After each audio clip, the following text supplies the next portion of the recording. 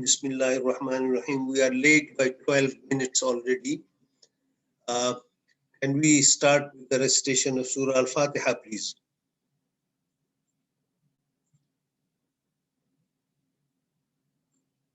So if I put the slide on, it shows automatically.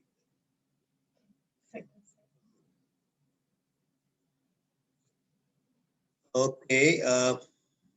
If you have any problem listening, hearing me, please let me know. I have an expert here sitting next to me, and she is going to help me do whatever I want only for a while. Then she would run away and leave me alone in this house. Okay, we are going to talk about writing a textbook. What is a textbook? When can we write a textbook? How can we write a textbook? And in between, we will also talk about why we should write a textbook. And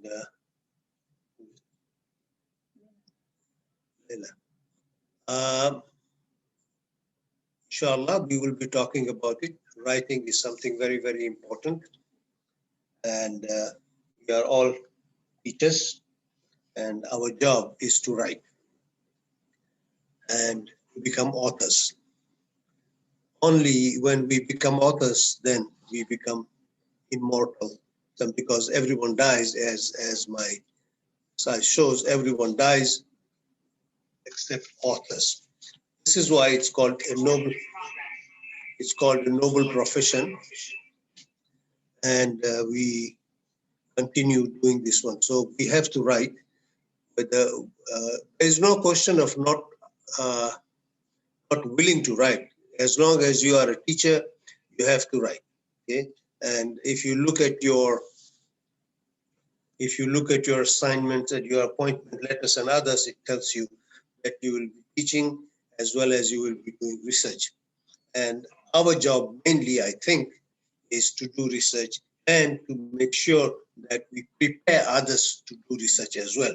Preparing others means we are going to graduate students. And in order for students to graduate, they need some assistance, they need our help. And that help comes in the form of writing, in the form of textbooks. So when they get the textbooks, alhamdulillah, they are very happy, they will study and they will do it. I am not an expert in this area. I do have some experience, but not as much as I would like to have.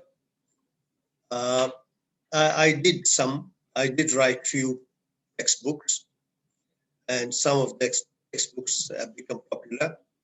And that's why I receive a lot of calls from others, and a lot of people come to my office as well as to my house asking me help to do the finish up on their books that they have written. So I'm going to share what has worked for me, and I'm going to tell you that there are things that do not work. And as far as writing is concerned, I must tell you very, very frankly, I enjoy writing. I enjoy writing. I don't write because I want a promotion, or I don't write because I want somebody to recognize me. I write because it's my passion. Okay? If I do not write, I feel something is wrong with me. And when I write, alhamdulillah, I'm happy, I'm healthy also. My wife always tells me that you are never going to retire. Of course, this is my age of retirement, but even if I retire, I will not stop writing. Writing is a passion, and I write. And I will continue to write, inshallah al-Aziz, as long as Allah subhanahu wa ta'ala gives me his blessings so that I can continue writing. There is a question that writing, is it easy job? No, it's not. Writing is not an easy job. It's a difficult job. The process is a very long process, and I have given you a few steps that writing requires. Okay, there are many types of writings. There are many, many types of writings, and I will tell you more about it a little later. when you pursue your career, you will see that you have a lot of different types of writing. You will be asked to write papers for journals, for newspapers, for magazines. That's a different kind of writings. Okay, papers for newspapers, for magazines, etc., is one type of writing, which is difficult if you are writing for a journal. Okay, journal articles are different. They have different ways of writing up, and they have different ways of doing things, and the audience are also different, and the context that you want to do it. And then if you are writing books, again, there are books of different types. You have textbooks, you have novels, you have fictions, you have non-fiction books, and you also have academic books, etc., etc. And they are all different types. You have to plan beforehand which one are you going to do, and why you would like to write. Who are your audience? You have to plan. If you don't plan that one beforehand, then you will have problem. You will be mixing up together things which do not go together. Okay. So first and foremost, you have to plan what is the purpose of writing your paper? Who are your audience?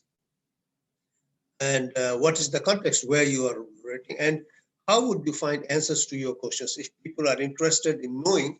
What would they know? So you have to plan beforehand. Once you have planned, then you have to do research. Research means you have to ask questions. What is the problem that you would like to answer? Okay? In methodology classes, we talk about research objectives and research questions. Research objectives are the things that you would like to answer, and then you would like to ask the questions. What are the questions that you would like? So the answer to your research question is your thesis statement. You do the thesis statement, that's the answer to your questions. And once you have done that one, then you start organizing it. Okay, you do the research, you collect data, you collect all the information. And remember, when you are writing a book, or you're writing an article, or you're writing anything else, okay, that is, it requires research. Whatever you do, you require research, and you have to do research. You have to collect data. There is no paper, there is no book, no nothing without collecting data. It's not a fiction, it is not a piece of cake, okay? It's not what you think, it's more importantly what the data says, and you have to read the data and then you do it. Once you organize yourself, after you have collected that data, you organize yourself, you organize your research, and then you draft and design your project so that you need to organize your research and other ideas. At this stage, you will outline your paper. How would your paper would look like? Okay, that's the third organization. And fourth, then you start drafting, and you start designing. And then once you finish, you revise. Okay? There is no end to revisions. Okay, and proofreading is absolutely essential. You have to read through your documents to look for errors, look for typographical errors and grammar. And because English is not our language, so we always make mistakes. And this is quite normal. And these errors make your document look very sloppy. Therefore, in order for you to look good, you have to revise, you have to rewrite, you have to do proofreading. Okay? And you cannot proofread yourself. You cannot proofread yourself because you don't see the mistakes that you make. Okay? Therefore, you let others also do the proofreading, and they will be able to find out. Most often when I write, I give it to my children. I said, okay, give me proofreading. He said, Papa, you have to give us money. I said, yes, I will take you for lunch. If you find 10 mistakes, yes, it's a lunch. If you find 15, I'll give you a dinner, and etc., etc. But these are all the things, and they always help. So always ask for second help, and they will be more than happy to help you. So this is a very tedious process, and I just as very briefly, I brought it here. Writing process requires planning, doing research, organizing, drafting, designing, revising, and proofreading. Okay, and after that, we move forward and we go ahead.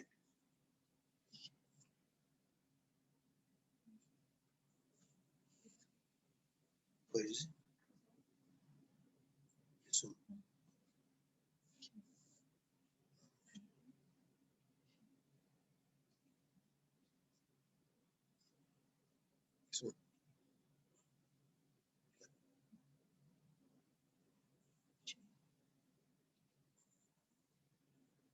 Okay. Yeah, I can see you. Ayatullah, I can see you very clearly. Okay, so now we are talking about textbooks. Okay, we are not talking about journal articles. We are not talking about academic books. We are not talking about newspaper articles. We are not talking about articles for. We are not talking about articles. We are not talking about articles for magazines. We are talking about textbooks. And textbook is a standard job. It's a book which is a standard and on a particular subject, and it is made for students to use in the classroom. Okay, so sometimes even if you are not there, students read your textbook and then they will know what it is, and that's why they call textbook a teacher in print. Okay, textbook is also called a teacher in print. It's a collection of concepts, it's a collection of knowledge, it's a collection of principles on a selected topics or a course, okay? And it is written by teachers, those who teach, those who are experts, who are authorities in their field. And of course, sometimes you come up with some guide, supplementary teaching materials, etc., etc. But textbook is main. If you have a good textbook, inshallah, students would learn more about it. But textbook is a textbook and we should not rely upon the textbook. So a good textbook is a source of knowledge. It's a source of knowledge. A good textbook is a guide. Okay, the students will be guided by it. It's a source of knowledge. A textbook is an instruction to the students what they should do, what they should not do, and it tells them, okay, here are the things you should do, and here is how you should do it. Textbook should say all these things. It's a guide.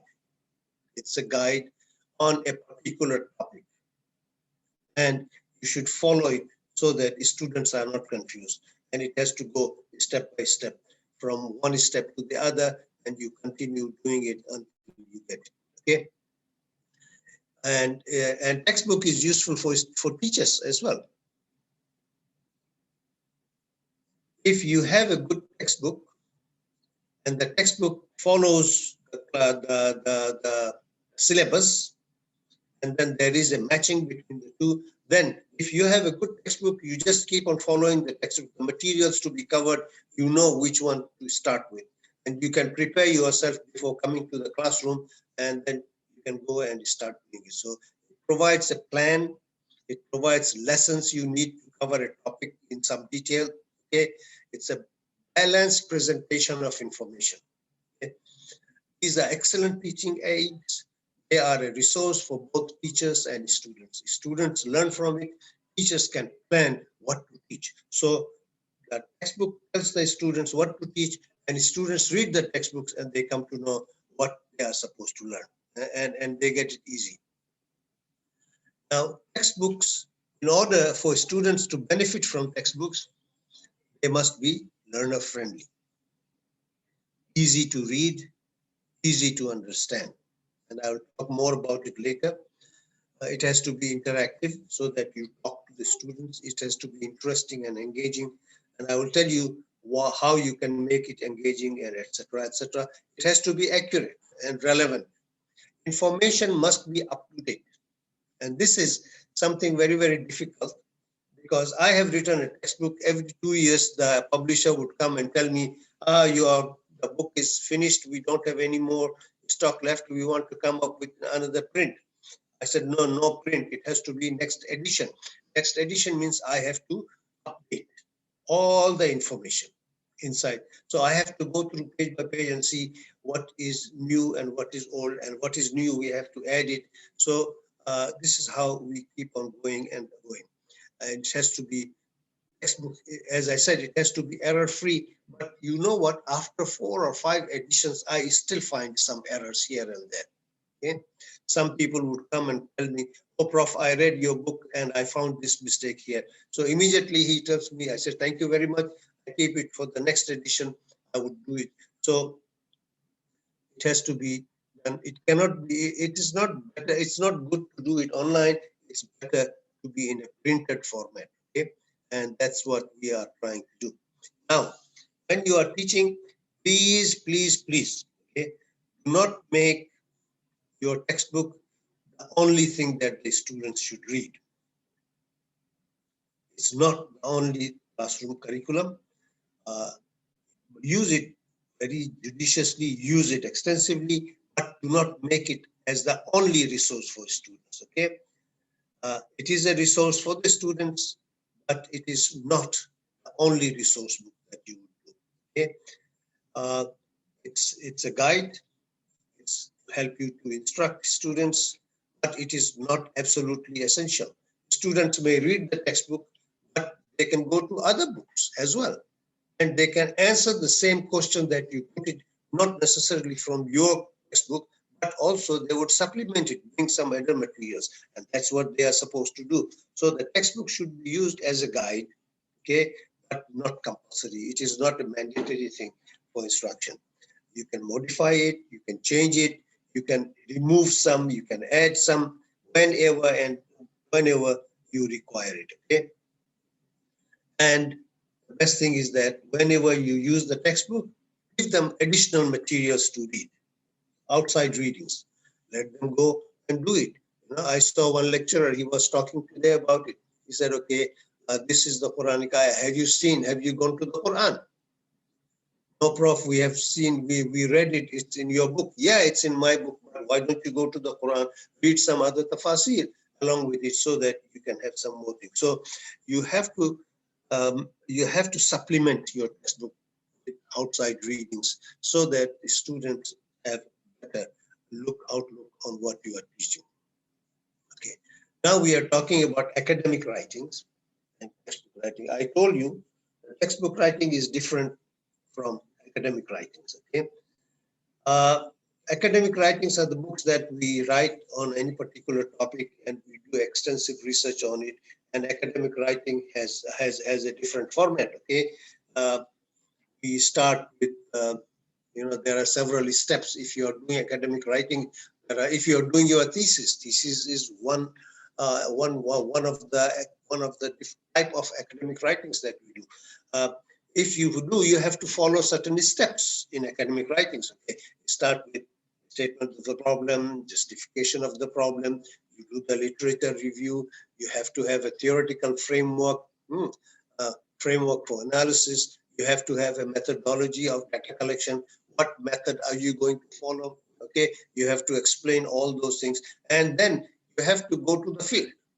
Go to the field, do the sampling, collect the data, come back, analyze the data. Okay, after you analyze, and then you have analysis. How are you going to analyze the data? Is it going to be descriptive? Is it going to be analytical? Is it going to be causal, relational?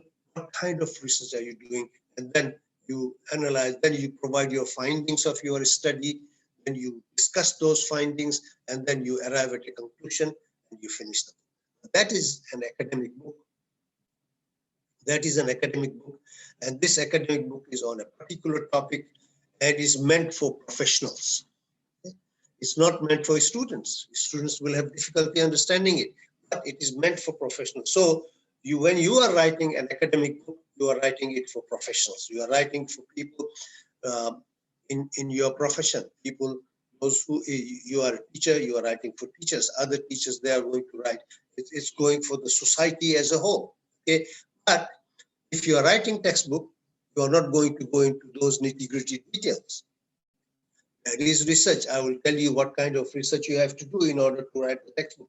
But textbook is written for students, not for professionals. Okay, for professionals, you can use a different kind of language, a language that they understand.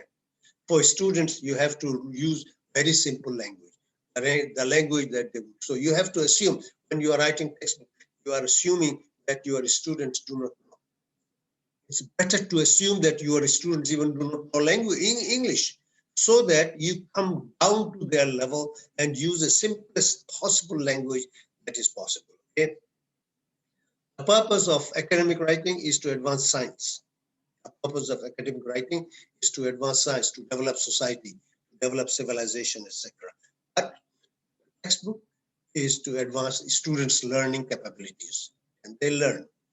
Do they understand what you are doing? Okay. Students, they don't know anything. They are the novice. They have no knowledge of anything that they are doing. It's a blank space there.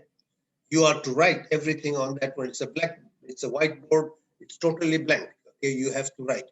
But when you are writing an academic book, you are talking to people who know. Okay? So you are talking to the knowledgeables. Here, you are talking to the novice. The difference between the two. So if you are writing a textbook, you have to know you are writing for the novice, not for the writers. Okay. Textbook is for novice and it is non-academic oriented. Non-academic oriented. It has to be written in a different way. This is the difference between textbook and book in general. However, when we talk about textbooks, people don't like it. They say textbook does not have scientific or intellectual weight. If you write an academic work, it has a scientific value. Okay, if you write a monograph, a scholarly monograph, it will be read by many people. If you write an article in a journal, it will be reviewed by experts in the area, and they will tell you whether this is contributing or this is not contributing, what's the problem, etc., etc. But in a textbook, there is no such thing. So people say, textbook. No, we don't want textbooks. Textbooks are not for us. Especially, textbooks are not helpful for your promotion. If you are a relatively newcomer into the field, into the profession, you are a lecturer, and everybody wants to become a professor. But if you want to become a professor, then textbook is not the easiest way, not the best way to promote, okay, to become a professor. If you want to become a professor, they will say, don't write textbooks. This is one reason always given, that do not write textbooks, do not go to textbooks, because textbooks do not carry as much points as journal articles and academic books. Okay, I have here I have given you some ranking done when it comes to promotions. When it comes to promotions, the board which sits in and decides whether you will be promoted or not, they look at your publications. They look at your publications and they say, okay, is it an article? Yes, sir, it's an article. Okay, is it published in ISI journal or Scopus journal? Yes, then we give you 5 points. All right, 5 points. Is it a review article? Yes, okay, we give you 3 points. Is it a book, academic book? Academic book carries 7 points, because academic books is much more difficult than simple writing one simple article. Okay, so they give you 7 points for books, academic books. But when it comes to textbooks, they give you only 3 points. And you can ask, why is it so? Because academic books require you going to the field, collecting data. You have to do questioning, you have to distribute questionnaires, you have to do interviewing, you have to do all kinds of things. But textbooks does not have that requirement. Therefore, textbooks do not carry much weight in terms of points. And if 3 or 4 people are joining together to write the textbooks, then the 3 points are divided among those people. Okay? First author may give 3 points, second author will give 2.5 points, third author will get 2 points, etc., etc. So therefore, they say textbooks do not help. Textbooks do not help. Textbooks do not help in terms of promotion. Okay. So what to do?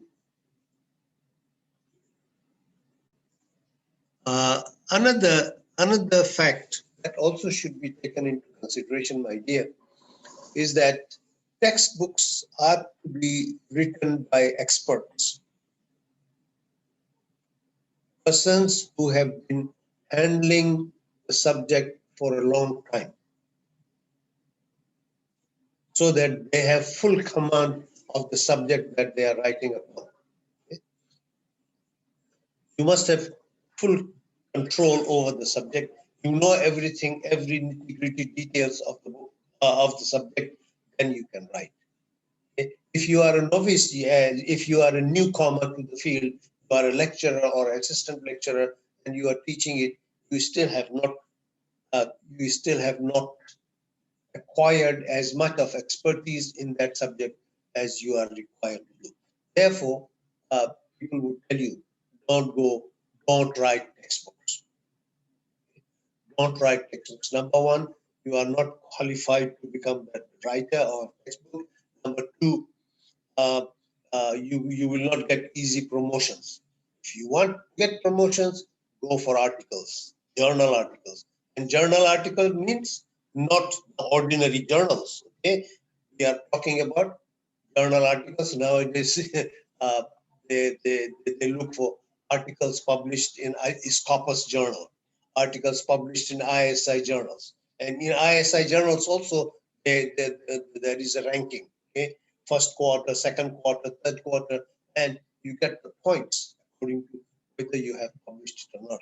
But there are many people who do not like ranking business. I don't like it, but this is the reality. This is the reality. In our part of the world, when we cannot get published, then we publish in the local journals. Local journals do not carry as much weight as the international journals. Okay? So try to write it, and therefore they discourage younger people to go into textbook writing business. In other words, lecturers, assistant lecturers, even assistant professors should not go for writing a textbook. This is not my opinion.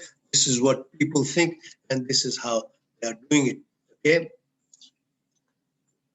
I have my own opinion here. I wrote, ultimately, success means a very different thing for a textbook writer against an academic paper or book, which is very true. A textbook succeeds if students learn a great deal from it, and after reading it, become excited about textbooks. They are not easy road promotions. You don't get awards for scientific awards for writing textbooks. Okay? You may get some salary increment here and there, but they are not sure what I call it royal road to promotions. If you are looking for promotions, don't go for textbooks. If you are looking for promotions, go for articles. Go for journal articles in ISI journals and others. Okay. I met one lecturer yesterday, one PhD. Unfortunately, he has not received any job offer from anywhere, but he has been writing. I asked him, I said, did you publish anything? Yes. I said, where did you publish? He said, oh, I published in this magazine, I published in this newspaper. I said, no. You published in any article in any recognized journals? What do you mean by recognized journals? I said, I mean Scopus or ISI or others. No, sir, I'm trying my best to publish. I have submitted one. I said, if you have publications, inshallah, people will be receptive to you, and inshallah, you will get it. As of now, unfortunately, there is no result. But for me, the greatest satisfaction in writing the textbook is that I am preparing hundreds and thousands of students. Hundreds and thousands of students, they will read my book, and because of me, they will graduate. That's my satisfaction. These are my students. I may not know them, but they are reading my books and they graduate. I wrote a textbook some 15 years ago, and that textbook is still valid and is still being taught. For 15 years, students have been reading it. Because how do I know students are reading it? Every year, the publisher would come and say, this year we have sold 2,000 copies of your book. This year we sold 3,000 copies. In other words, at least 2,000 to 3,000 people are buying it. Okay? And students are students, not all students buy books. So many more students graduate by virtue of it. And that is my greatest satisfaction. I have contributed to the development of these students. How many people have this kind of satisfaction, which you alone have? So I would not discourage you from writing textbook. But I want you to know that writing textbook is meant for real professionals, for senior academics, and the junior academics should not go alone. Okay, and that's why when I tell them, then they always ask you what to do. So you don't want us to do it. I said, no, you have to do something. They will say, oh, I don't know what to do. Please tell me what to do. We will not write anything. Okay, Prof, please help us write a textbook, write an academic book. I always tell them that please do not give up. Do not give up. Move on. This is a problem. This is a challenge for you. And the challenge is an opportunity. So take up that challenge. Take up that challenge, take up that opportunity, and inshallah you will be okay. You have to write. Okay. First thing is you have to write. If you become frustrated, and many of our lecturers are frustrated because they do not know how to write and they do not want to write. So they write and then they cannot publish. They write and they cannot sell it. So what happens then? They get frustrated. But writing is writing. If you want to become a writer, there is no shortcut. If you want to become a writer, there is no shortcut. Want to become a writer? Write. You will not learn how to write by listening to my lecture. You will never learn. No matter how much notes you take, you will never learn, except that I'm telling you that you have to do it. Okay, so you have to be a writer. You have to write. You write once, it will be rubbish. You write second times, it would increase a little bit. You write third time, it would. Some of my PhD, I was shocked. One of my master's student, she did master's with me, and then she left, and she finished her PhD in Johor, in USM. So she came before she submitted her thesis. She came to me and she said, Prof, please have a look at my thesis. I said, you are not in my department. Yeah, Prof, please read it. I'm your student. I said, okay. And then she came. I said, okay. I said, Prof, I'm giving it to you because nobody says it is rubbish. I want you to tell me it is rubbish, where it is rubbish, so that I can improve. Now, that is the kind of student that I would like. This is the kind of teacher I would like. And she was an assistant professor at that time, and now she is an associate professor, alhamdulillah. And she will improve further and further. So writing is writing, and never giving up. Satisfaction is in writing. And writing, as for Muslims, writing is absolutely essential. Okay, it's a sacred duty. If you know something, you have to disseminate that knowledge. If you know something, you have to let others know from what you know. Knowledge for the sake of knowledge has no value in Islam. You are knowledgeable, so what? You are an alim, so what? But that has no value. Your value is only when you share your knowledge with others. Okay? Knowledge must serve the humanity. Knowledge must serve the civilization. Knowledge must be to please Allah subhanahu wa ta'ala. How do you please Allah subhanahu wa ta'ala? You please Allah subhanahu wa ta'ala by disseminating knowledge. Even the Prophet sallallahu alaihi wasallam, he was asked to do the same thing. Whole night, Prophet sallallahu alaihi wasallam was crying whole night. Ya Allah, I'm doing this, I'm doing this. He said, no, don't cry. It's not your job. Your job is to disseminate knowledge. Your job is to tell them. فَذَكِّرْ إِنَّ الذِّكْرَ تَنْفَعُ الْمُؤْمِنِينَ. remind them, tell them that this is what it is, and then they will know. Quran, you are reading. What's the purpose of reading the Quran if you do not implement? Quran is not meant only for you to read and then kiss the book and then put it on the shelf. You read the Quran, understand, and then let other people know. Because Quran is the ultimate source of all knowledge. Okay? Quran brought about a change in the whole world. Civilizations have been created by the Quran. Therefore, Quran says you must do it. Prophet sallallahu alaihi wasallam said, "Talabul ilm fariidatun ala kulli muslimin wa muslimatin." Why? Because once you have the knowledge, you can disseminate knowledge, and it is our responsibility to disseminate knowledge. And that's why al-ulama warasatul anbiya, that those ulama, those knowledgeable people, they are the inheritors of the mantle of prophethood. They are doing the job that the prophets were doing. That's what the job is, and that's what the knowledge is.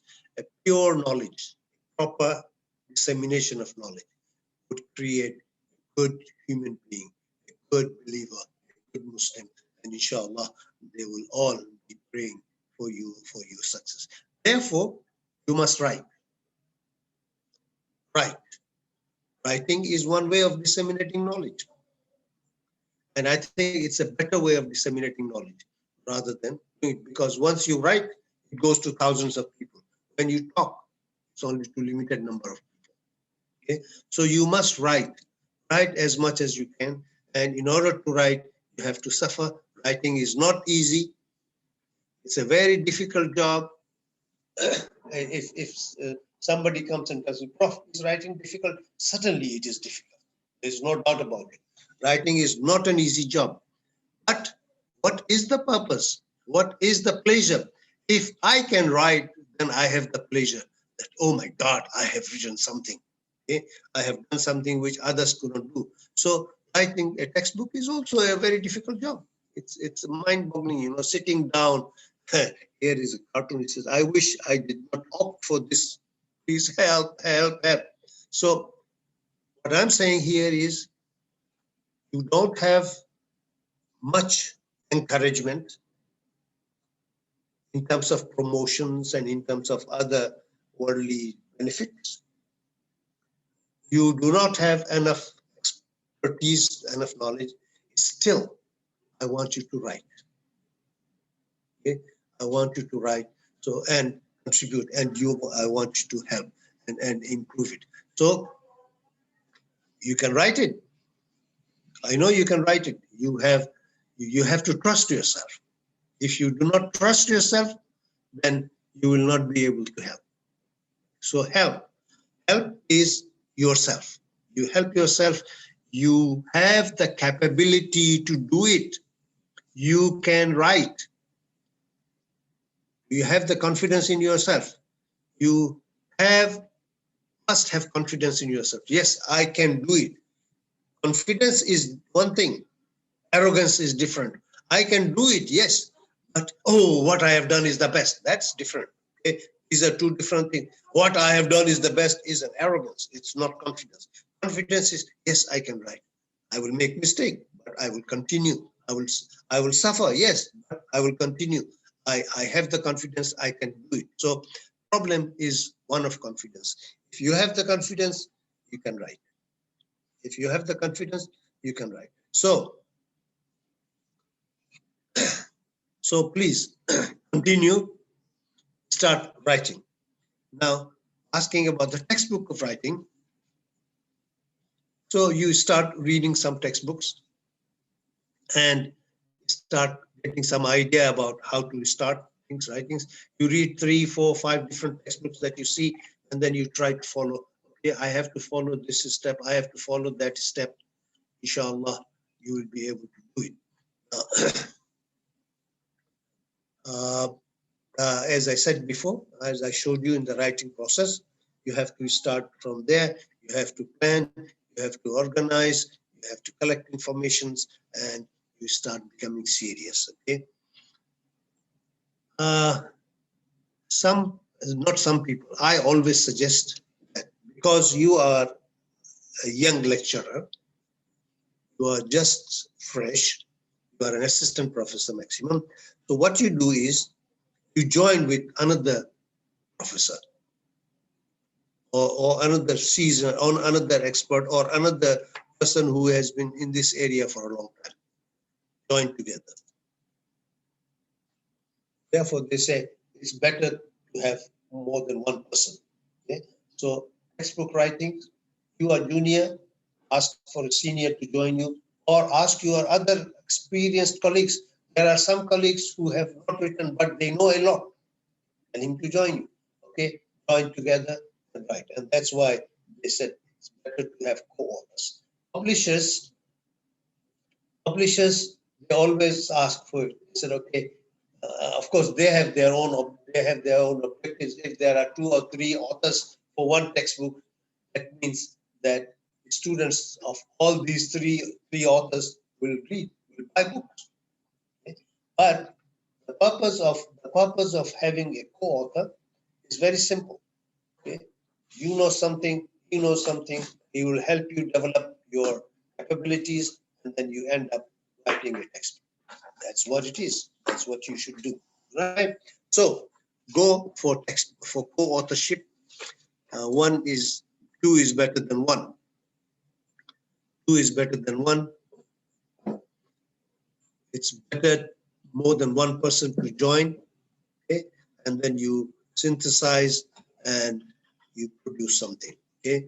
A co-author, who is a co-author? A co-author is any person who has made a significant contribution to the book. Co-author is not a professor or not your teacher who you just put his name on it. No. If he has not contributed anything, please do not add his name just because he happens to be the dean, or he happens to be your head of department, or he happens to be your teacher. No, don't put the name of your seniors, etc., unless he has contributed. Unless he has contributed. So please be careful. So when you are asking co-author is an author. He must or she must contribute equally to the production of a book. Okay. Now, when we talk about co-authors, you have to be very, very careful. If there is the good, the bad, and the ugly part of co-authors, okay, if they are there, if they are nice people, okay, they would. You have to be very careful. So somebody you want to be a co-author, you are the one suffering a lot, and then he asks you to put his name first because he wants to be more than that. So the first author has much more value than the second author. So anybody, whether he is because he is senior to you, would say put my name first. Have you contributed so that I can put your name first? No, but you put my name first. That's what it is. So you have to be very careful that it goes by the way, by contributions. About 3 weeks ago, I asked one of my colleagues, junior colleagues, to join in. We want to write another textbook. And I told him, I said, you be the lead author, I will be the second. He said, no, Prof, it is not that way. It is whoever has contributed most will go number 1. If I contribute more, Prof, then I will go number 1. If you contribute more, then you go number 1. Okay? Now that is called justice. That's called fair game. Okay? Some people, they join simply, they want to put their name in because they want to be promoted. I have seen many, nowadays it is happening everywhere. I have seen one lecturer, associate professor, wants to become a professor, but does not want to write, does not want to produce. So what he or she does is that asks his or her students to write assignments. And then when the assignments are done, he takes or she takes their assignments and then does some changes here and there and then put her name as number 1 or his name as number 1 and then publish it. Of course, it is published not in ISI or Scopus, but he said to me very clearly, as long as it's a book or it's an article in a journal, the promotion committee will accept it. Okay? So be careful about it. And most difficult part is when he says something and you say something else, and you do not agree at each other. Then there will be a conflict, and then there will be a deadlock. So we have to be careful. We have to be careful when we are doing it, and you have to be careful also with your colleagues. It's better to do it with your colleagues in the department. Okay, ask your department, come, let's join. Let's write. Okay, we are teaching the same course. Okay, say we are teaching. I was teaching introduction to political science. There were others. I told him he was also teaching introduction. I said, come, let's join each. He said, yes. So we did it. So shares, it's okay. They are supportive. But if the bad ones, be prepared. You know, the bad ones will come up. And then, but what I'm trying to tell you here is very simple. If you are going for co-author, I would recommend that you go for co-authorship. I'm talking to my juniors, I'm talking to assistant professors and below. If you are going for a co-author, please go. Please write. Please take part in producing textbooks. Please be proud of yourself. Please have confidence in yourself. But when you are going for joint authorship, be careful. Okay? Be careful. Do not let others exploit you. And you don't let others exploit and let yourself be exploited. Okay, so you have to be careful, and then you can go ahead and do it. Rule is very simple. The rule is very simple. You start, you finish. You start, you finish. Do not give up on in between. I have seen many cases where they have started and after 6 months they gave up. Why? We do not agree on certain things. Co-authorship. Okay, but if you can go alone, go ahead, no problem. There's nothing wrong. There is no hard and fast rule which says that a junior lecturer cannot produce. But produce. The important thing is you must have trust in yourself. You must have confidence in yourself. You must learn how to do it. You must be prepared to be criticized. Oh yes, you will be criticized very badly. You know. And if it's me, I will always I use the word rubbish all the time. So whenever somebody comes in and submits, I read it, I don't like it, I tell him, hey, this is rubbish. Okay, and those who know me, they know, so they laugh. Okay, but those who don't know, they think that I'm very serious, so they will become very disappointed. Okay, but be prepared. Be prepared. When you are writing, be prepared that you will be subjected to all kinds of criticisms. Even if you produce the best thing, people will still criticize you for not doing something else. Okay? The important thing is not get disappointed, not let people dictate you. You go ahead and you started, you finish it. Okay, so this is what I wanted to tell you. This is the beginning of the test. Okay. We stop the first part here. We take 5 minutes break. Can I? Are you with me? Hello? Yes, Yes, can sir. Prof. Yes, we are. Do you have any questions for me? Yes, sir. Can we ask question? Sure, sure, sure. Assalamu alaikum warahmatullahi wabarakatuh. Hey, Usmani, you are not supposed to ask questions. Why not, sir? You are our professor. How not to ask question? You are our professor. We should ask a question. If we don't ask to who, we should ask question, Prof. Not me. You ask yourself. فاسألوا Let أهل others الذكر إن ask كنتم you. فاسألوا أهل الذكر إن كنتم لا تعلمون. You are also Ahl al-Zikr. We don't know, then we're supposed to ask the أهل الذكر. Inshallah. Okay, go ahead. Yeah. Okay, Prof. You said that the textbook is not given proper due importance, comparing with the normal book and other articles and this and that. I was wondering why this kind of thing happen.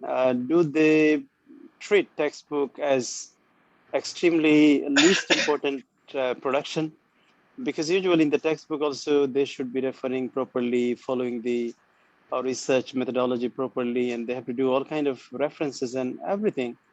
And to me, might be textbook may consider better than the writing books. In the books, people get free. Sometimes there is reference, sometimes there is no reference. Still, the book is given the due importance.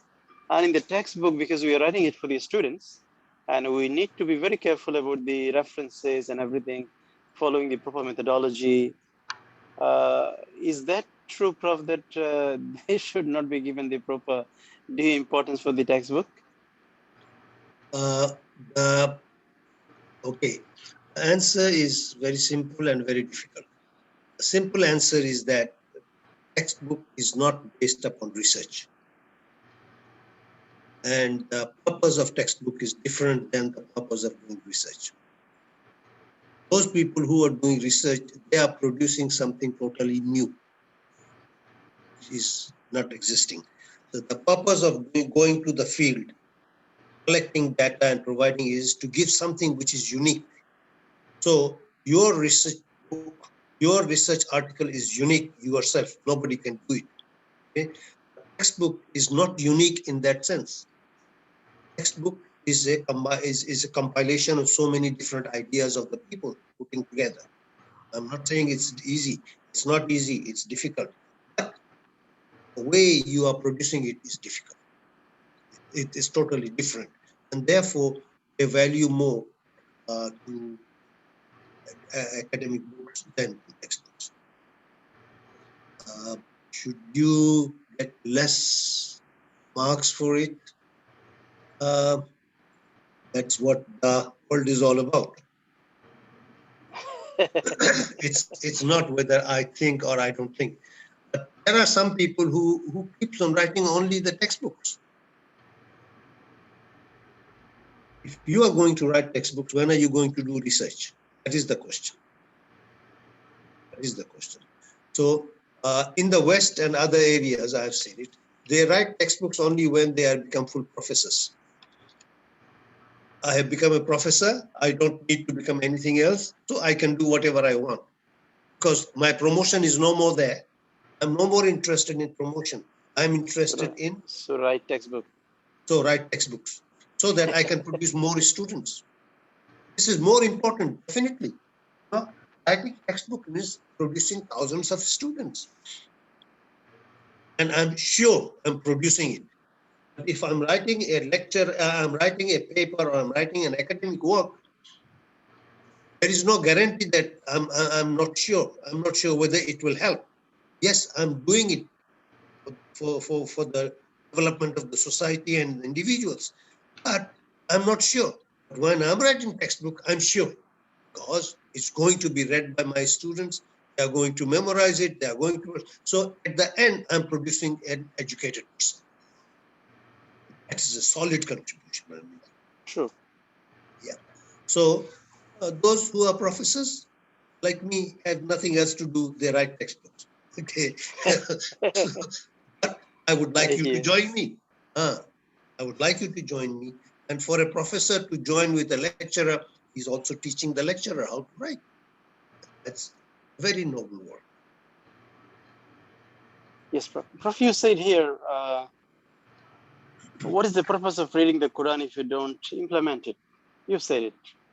Does not this discourage people from reading the Quran if you say that if you don't implement it, don't read the Quran? Then, okay, let me get ready first to implement it, then I will start reading. No. To me, no. to me, the people What I said is very clear. Reading the Quran is itself a noble job. Okay? You get reward for reading the Quran. Wouldn't it be better if you understand the Quran? Would it not be better if you take the Quran, the purpose of the Quran? What has the Quran done to us? Quran has created the civilization, not simply by reading it. Quran did not create civilization not by simply letting people read it. Quran created civilization by reading it, understanding it, and implementing it. That's what makes a difference. But other than that, if you are not able to do it, you're just reading it, that most of us do all the time. Okay, in the morning, get up and just read the Quran 1 page, 2 page, and then close it, and then kiss on this side and kiss on that side and put it on the shelf.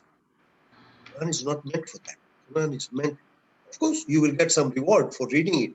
Quran is meant for you to read, understand, and implement. The thing, Prof, here, you'll find many people here in, for example, non-Arab countries. We people, we learn Arabic, that's why we understand.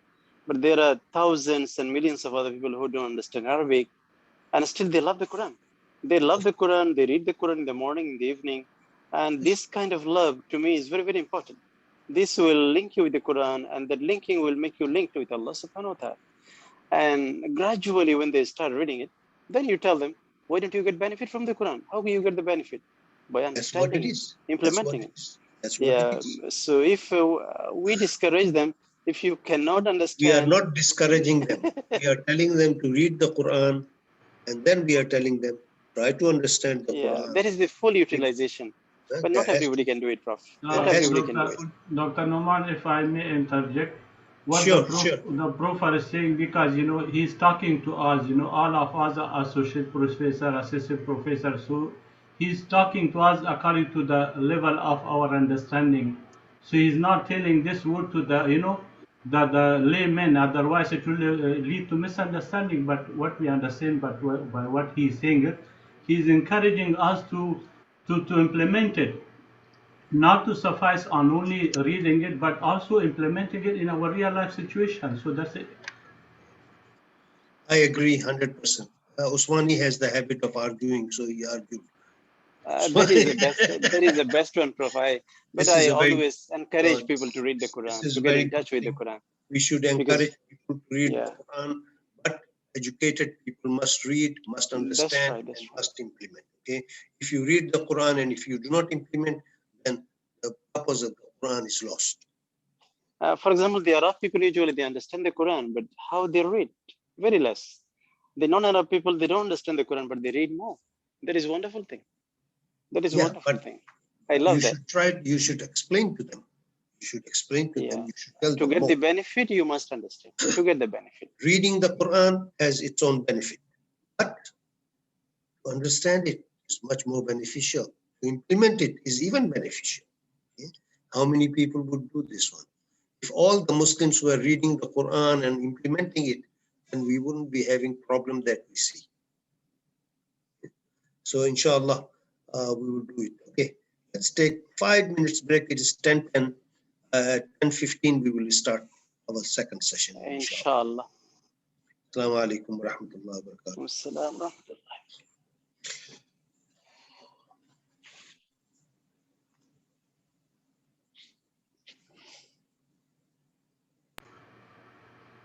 While we are waiting for our professor to restart again, I just want to ask you, do we have attendance for this workshop, or we don't need to put the attendance? Do we need to record the attendance, brothers? Then kindly send the link.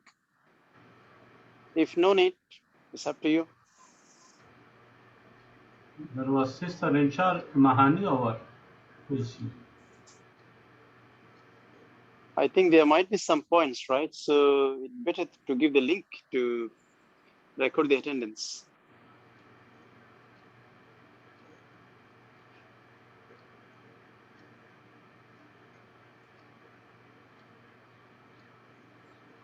Usmani, how are you?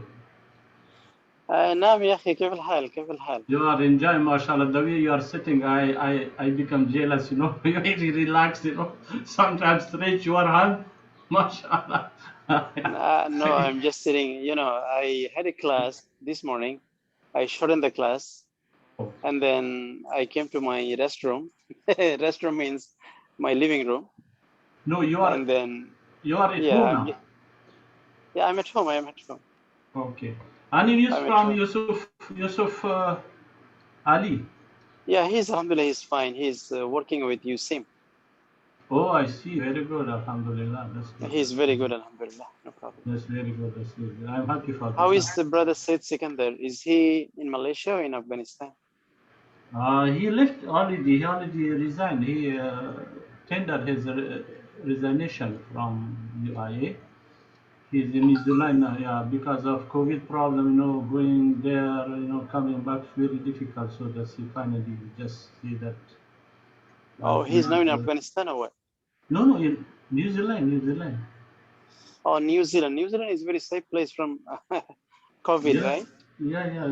No, COVID, because since it was COVID, the case for less, but the restriction is very heavy. I mean, stronger than other country because so that's why you see this kind of situation. It's difficult for him to come and go. Oh, I see. Because So of is the he working restriction. there or what? So far, no, nothing. He didn't say anything whether he's working or not. Maybe in the future. Oh, his wife Hello, is. Dr. Osmani. I'm Assalamu disturbing alaikum, you ya and Sheikh. Ayatollah. You Mashallah, using ya. the Yeah, break time Ibrahim. very nicely. That means Ibrahim, your name is sugar. I'm afraid of sugar. I consume less sugar because I have diabetes. It seems to me that you have taken so much sugar already. don't worry, Dr. Ayatollah. What is your age now? My age. Yeah. That is a secret, right? Don't ask something publicly, Akhi. There's something he wants to keep secret. No, there is two age actually. But The no, age there are different cultures. Some people they don't mind. Maybe I show you the right way of asking. Say, what is your birth date or something like that. No, of course If I you can. say how old are you, will be difficult. 1967. Yeah, Allah. So Mashallah, I mashallah. can just guess lah from your face and also from your. Are you the same age? Are we in the same age category?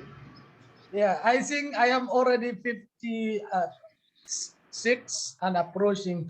Oh, 60. mashallah. So you So are I am my. much older than you and also. Yeah, that's why I should call you Abang Ibrahim lah. Yeah, of course. Tu boleh cakap bahasa Melayu tak? Sige saja. Sikit-sikit lama-lama jadi bukit lah. Yeah, at least I passed my test last time, you remember. That is not Sugar, كيف الحال يا أخي؟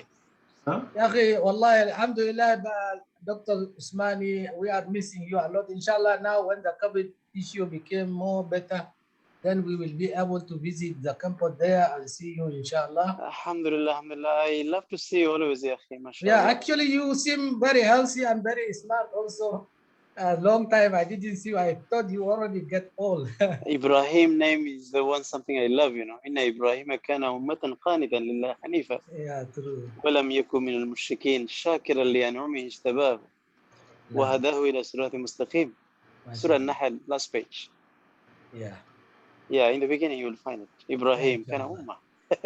In all cases, we're hoping that maybe we can come together again after this long. نعم يا أخي. So you are now in content, right? Yeah. Now and then also. I'm always in content. Are you in the office or at home? In the office or at home? Yeah, I am in the office. Okay. Assalamu alaikum wa rahmatullahi wa barakatuh. Wa alaikum Prof, salam. come back.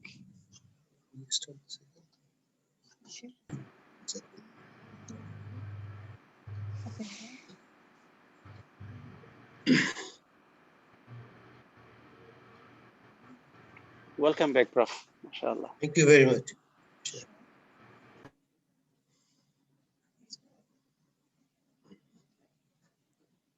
You have taken T30, I believe, Prof. Eh? You have taken T30 now. No. I have taken only hot water. Hot water, I say, okay. Okay. Inshallah, let's start. Yes, again. please. Bismillahirrahmanirrahim. Alhamdulillah Rabbil Alameen Ar-Rahman Ar-Rahim Maliki Yawmiddin Iyyaka na'budu wa iyyaka nasta'in. Ihdina as-siratal mustaqim siratal ladzina an'amta 'alaihim ghayril maghdubi 'alaihim waladdallin. Amin. I was giving a talk about a week ago on Surah Fatiha. And most of us do not know what Surah Fatiha is all about. How is it? Why it is? Okay? And I told them, I said, look, Surah Fatiha is different from other parts of the Quran. And people do not understand what it is, even though At least 17 times we read Surah Fatiha every day in the Quran, in the prayer. But we do not understand what is the meaning of it, why it is, who gave it to us. So that's why I said you should try to understand it, but not everybody will understand. You have to remember that part. Not everybody will understand. Only those people whom Allah has given the knowledge, they will understand, and they should understand it. Okay, I talked to you that when you are writing the textbook, there are several things that you should do. Very quickly, there are 5 features or 4 features of effective writings, okay? I'm talking about textbook, okay? It has to be easy to read. Easy to read. Remember this. Easy to read. And I tell you, easy to read. Easy to understand. It must be interesting. It must be interactive. And it must be engaging. You engage somebody only if these 4 things are mentioned. Sorry. You engage somebody only if you have your paper, your book is easy to read, easy to understand, it's interesting, and it is interactive. You must be talking to your students, those for whom you have written the book. Okay? So when we talk about easy to read, means you should write in a very conversational style. So you will be talking to them, not writing. Okay? You will be talking to them. Okay? When we are face to face, when you are formal, you just sit down and you don't make fashion, you just respond to them and you do whatever you like. But when it is conversational, you make facial expressions, you make changes, in order to make them understand. So how are you going to make your read difficult, easy? Use it very simple. I'm telling you, we will do this. Okay, you are supposed to do that one. Okay. These are the very, very simple language that we should use. Okay. Don't use very difficult language. What is your name is easier than asking, may I know your nomenclature, please? If you ask somebody, even educated people wouldn't know. Can you give me the nomenclature? What is nomenclature, sir? Oh, I'm asking, what's your name? Okay. Or as a matter of fact, why do you need such a long thing? You say, in fact. Observe, Allah, see la. Can you see it? No, not necessarily going to observe. So this is conversational style. When you're writing textbook, you should write it in a conversational style as if you are talking to somebody. Okay, and you always use active voice. You are the first person, you are talking to them. The book will be always talking in the first person. It was done, no, he did it. Okay? Always say it, he did it. This is what it should be done, okay, etc. Use always active voice, okay. Here. Keep your explanations simple. Use shorter sentences. Keep the explanations concise. Use bullet lists for clarity. Very good. I have seen books and in our university, I have seen one great scholar. I have read his book. La hawla wa la quwwata illa, whole page, one paragraph. Unstopped, going on and on and on and on. So I have to read it twice, 3 times to understand what you are trying to talk about.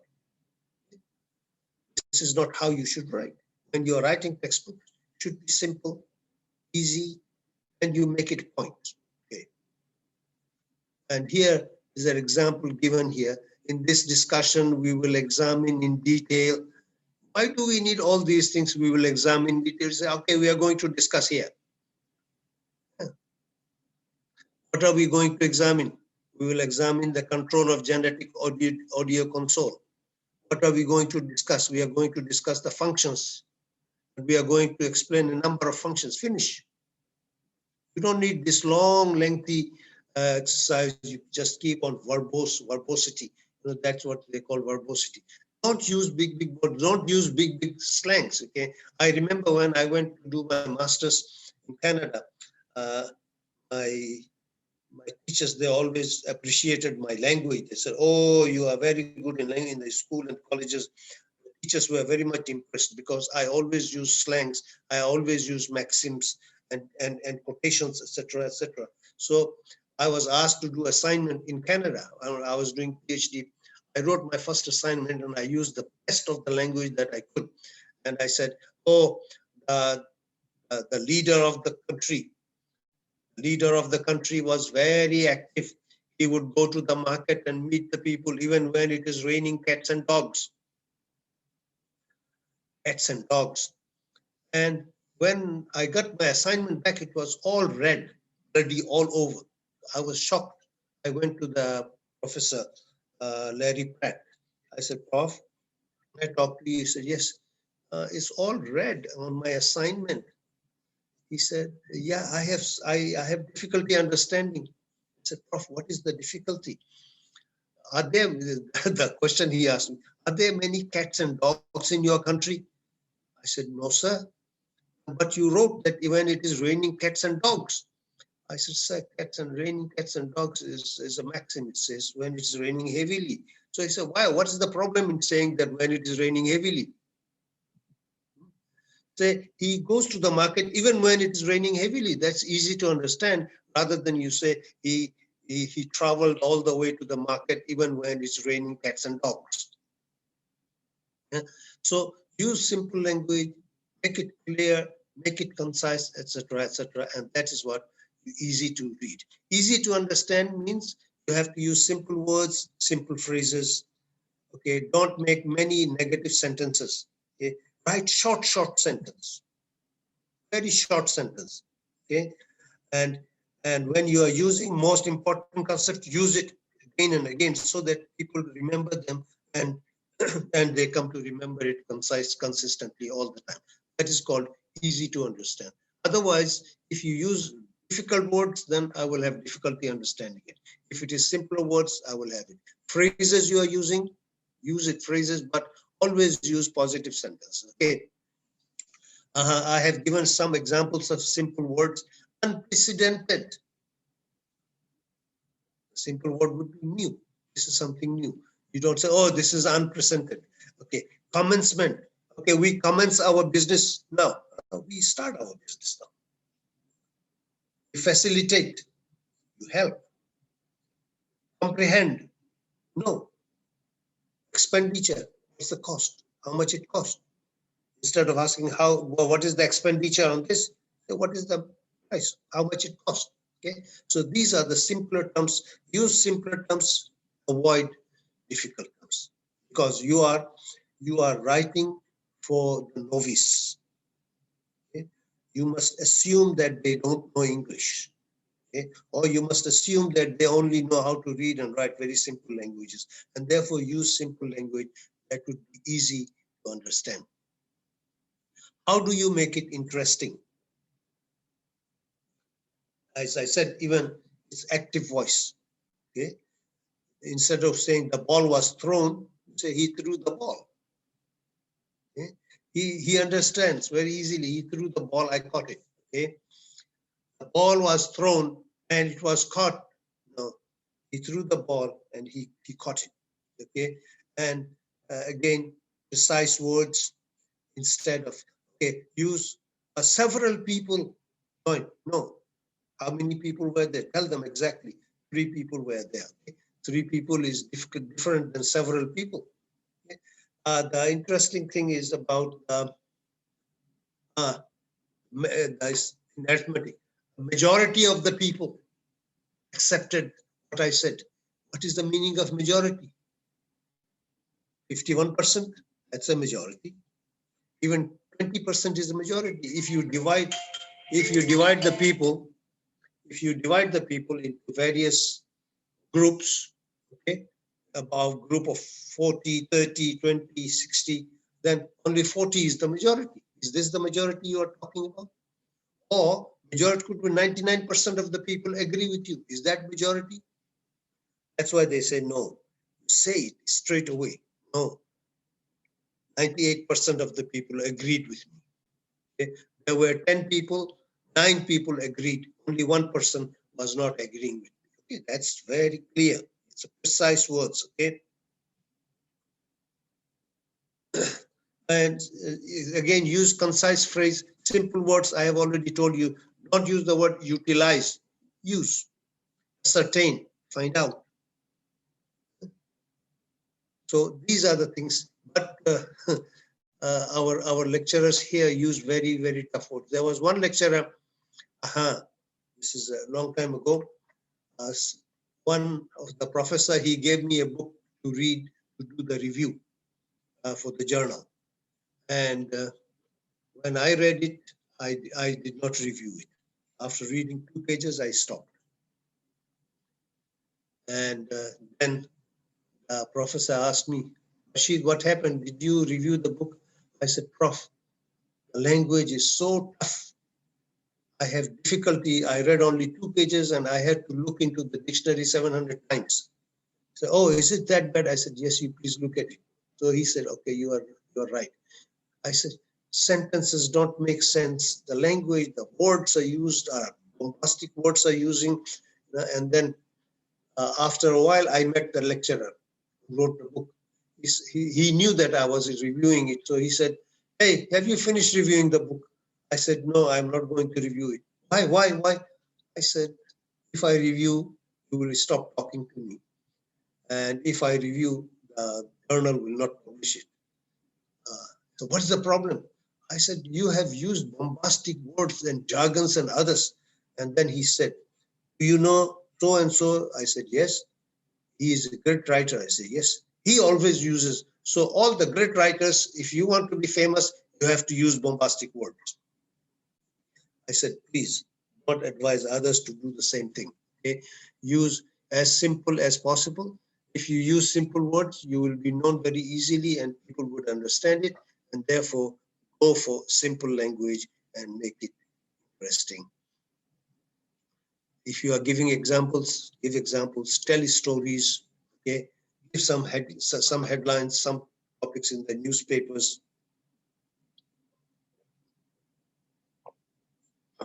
Explain whatever you are writing. If examples, okay, show it, this has happened. If you look at here, this is the same thing. Tell them a story about this happened, that the way I'm doing it, okay, I'm telling you the story of why you should not use it, but somebody has been doing it, so we should not do it. Interactive, okay? Interactive, you include several things, okay? In the margins, empty spaces, you ask the students to jot down the points, okay? What did you do? What is the right way of doing it? Okay, this means this. Okay, utilization means use. What is the correct word would you use? So you ask him to jot down. Even on the book itself, you provide a space where they would write down. Okay, what did you understand? And you write it in your own language. What is the meaning of this? Okay, and then you provide the answer also. This is the correct answer. This is the wrong answer, etc. So this way you make person the case interactive and it becomes so. And use headlines, use subheadings as much as possible.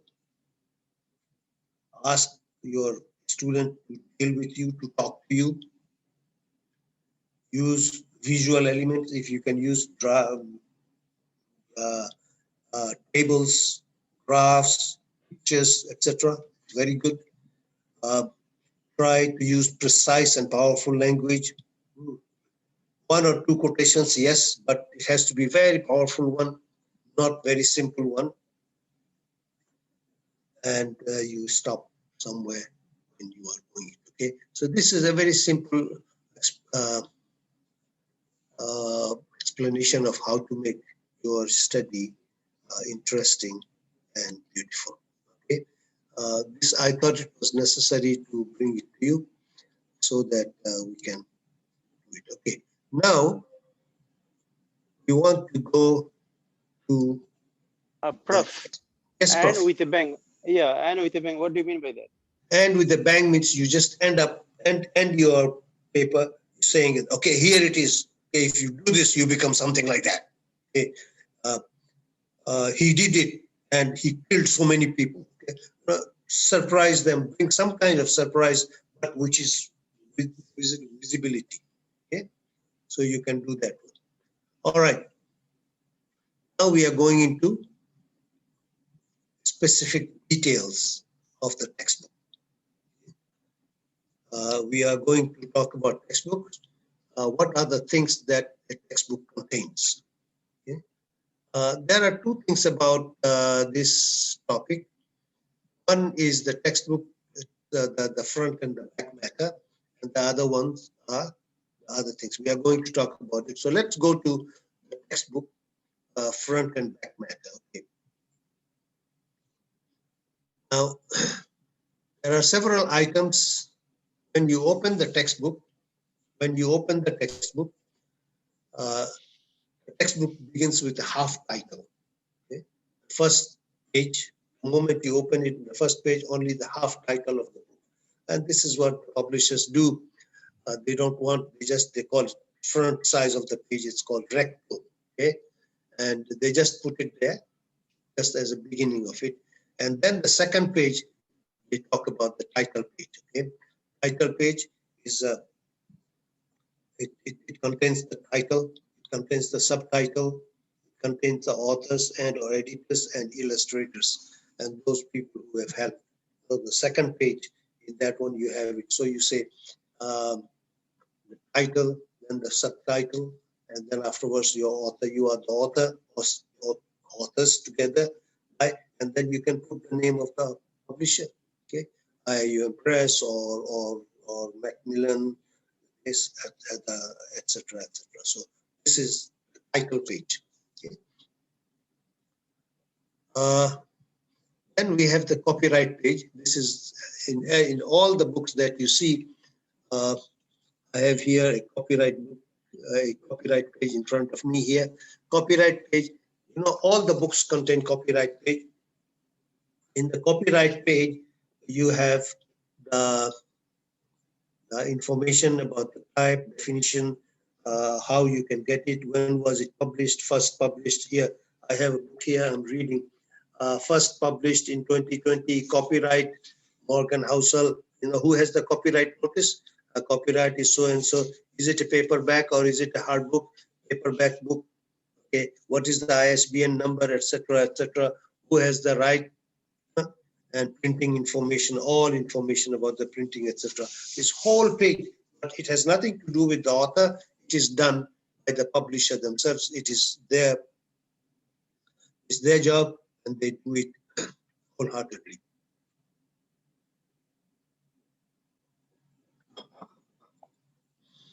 If you have any question, please ask. Okay. Okay. Now comes. If the publisher has any disclaimer, they will say we do not claim anything, blah, blah, blah, blah, blah. This is none of your business. Dedication is your page. Okay. Dedication is showing your respect to the person who has helped you become it. Okay. Your father, your mother, your brothers, okay, your teachers, your mentors, okay, whoever you would like to dedicate. So there is a page called dedication. Dedication, I have been told by many people that it should be simple. Okay? Dedicated to, just put the name of the person. No, there is no need for you to tell us why you are dedicating it. Okay, in one or two words, if you want to add, you can. But there is no need for long list of the things that he has done to help you do this one. Okay. And it is also a good idea to dedicate the book to one or two people, not to the entire family and not to the entire university, etc., etc. I dedicate this work to the whole university. Why are you dedicating the university? Oh, because I have been educated, and so is everybody else. Okay, so this is author's job. You have to dedicate. Dedication is not compulsory. If you don't want to dedicate, you don't have to. Okay, it's up to you. If you want to dedicate to one or two people, yes, you can. You have this page is available for you. If you don't want to dedicate, it's okay. But if you are dedicating, make sure that it's very simple and easy to catch. I dedicate this book to my father. And then you give him the full name. Okay? Or to my parents. You give the name of your father and your mother. Okay? But there are people, they write, this book is dedicated to my father, my brother, my sister, my teachers, my brother. This is not dedication. This is acknowledgement. Okay?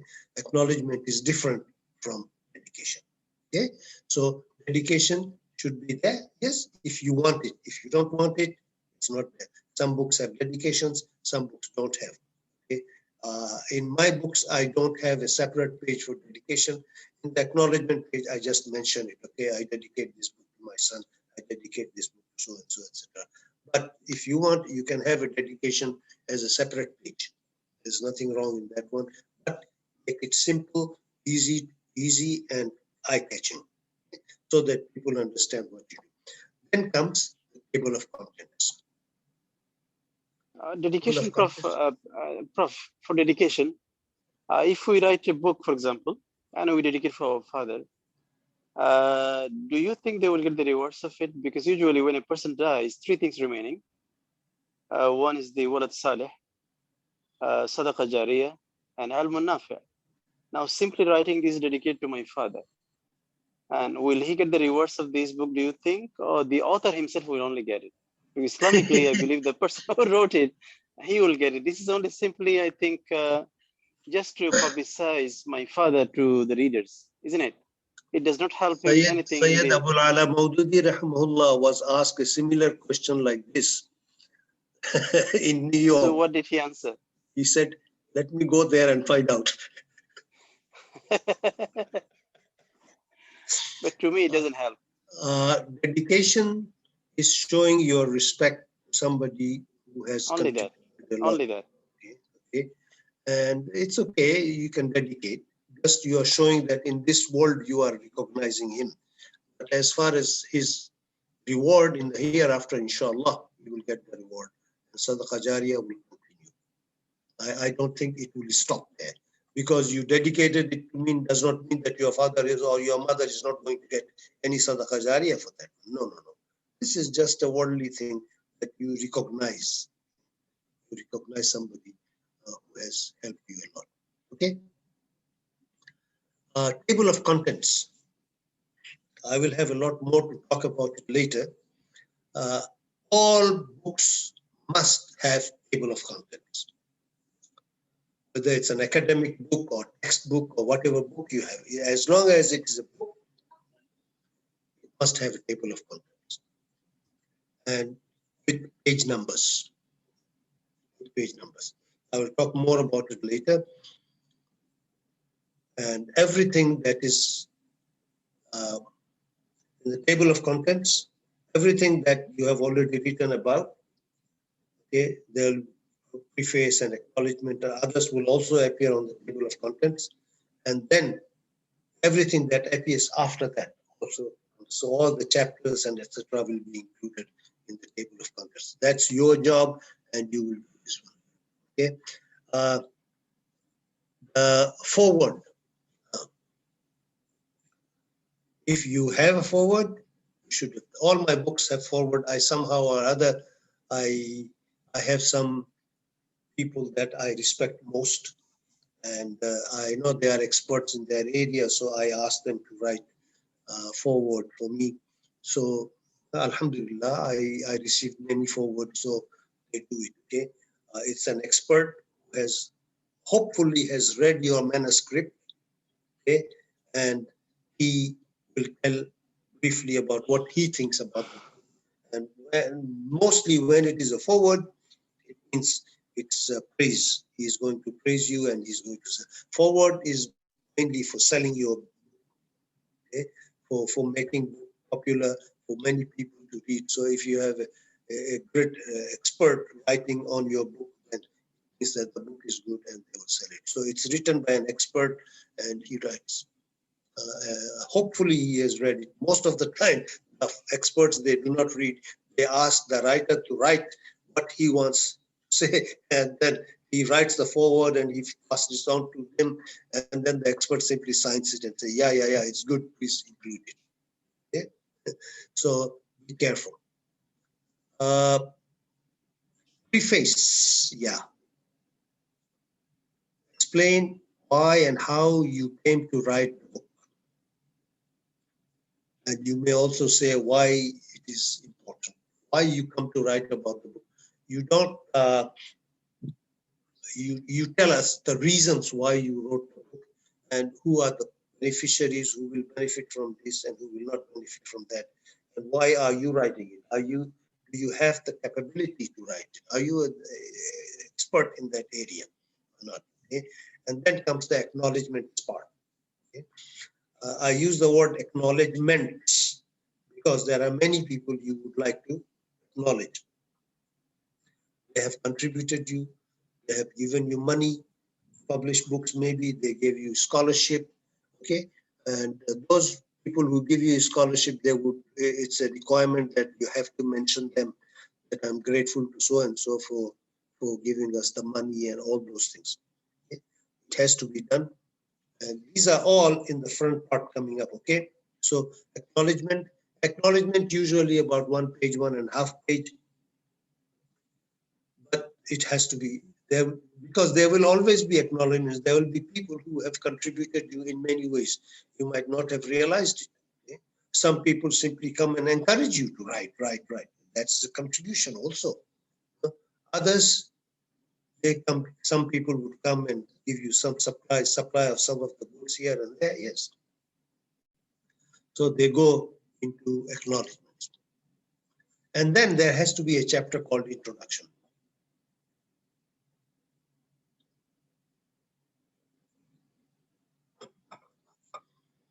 People do not realize this. Okay? Every book must have an introduction. Every book must have an introduction. An introduction is not part of the book. The introduction will tell us exactly what the whole book is all about. What is the theme? What is the layout? What are the special features? Okay? Introduction can also say, well, how can the teachers use this book? Okay? All these things are included in the introduction. And introduction is most important thing that should go in. But it is not part of the textbook. It's part of the introduction. You have not started the textbook.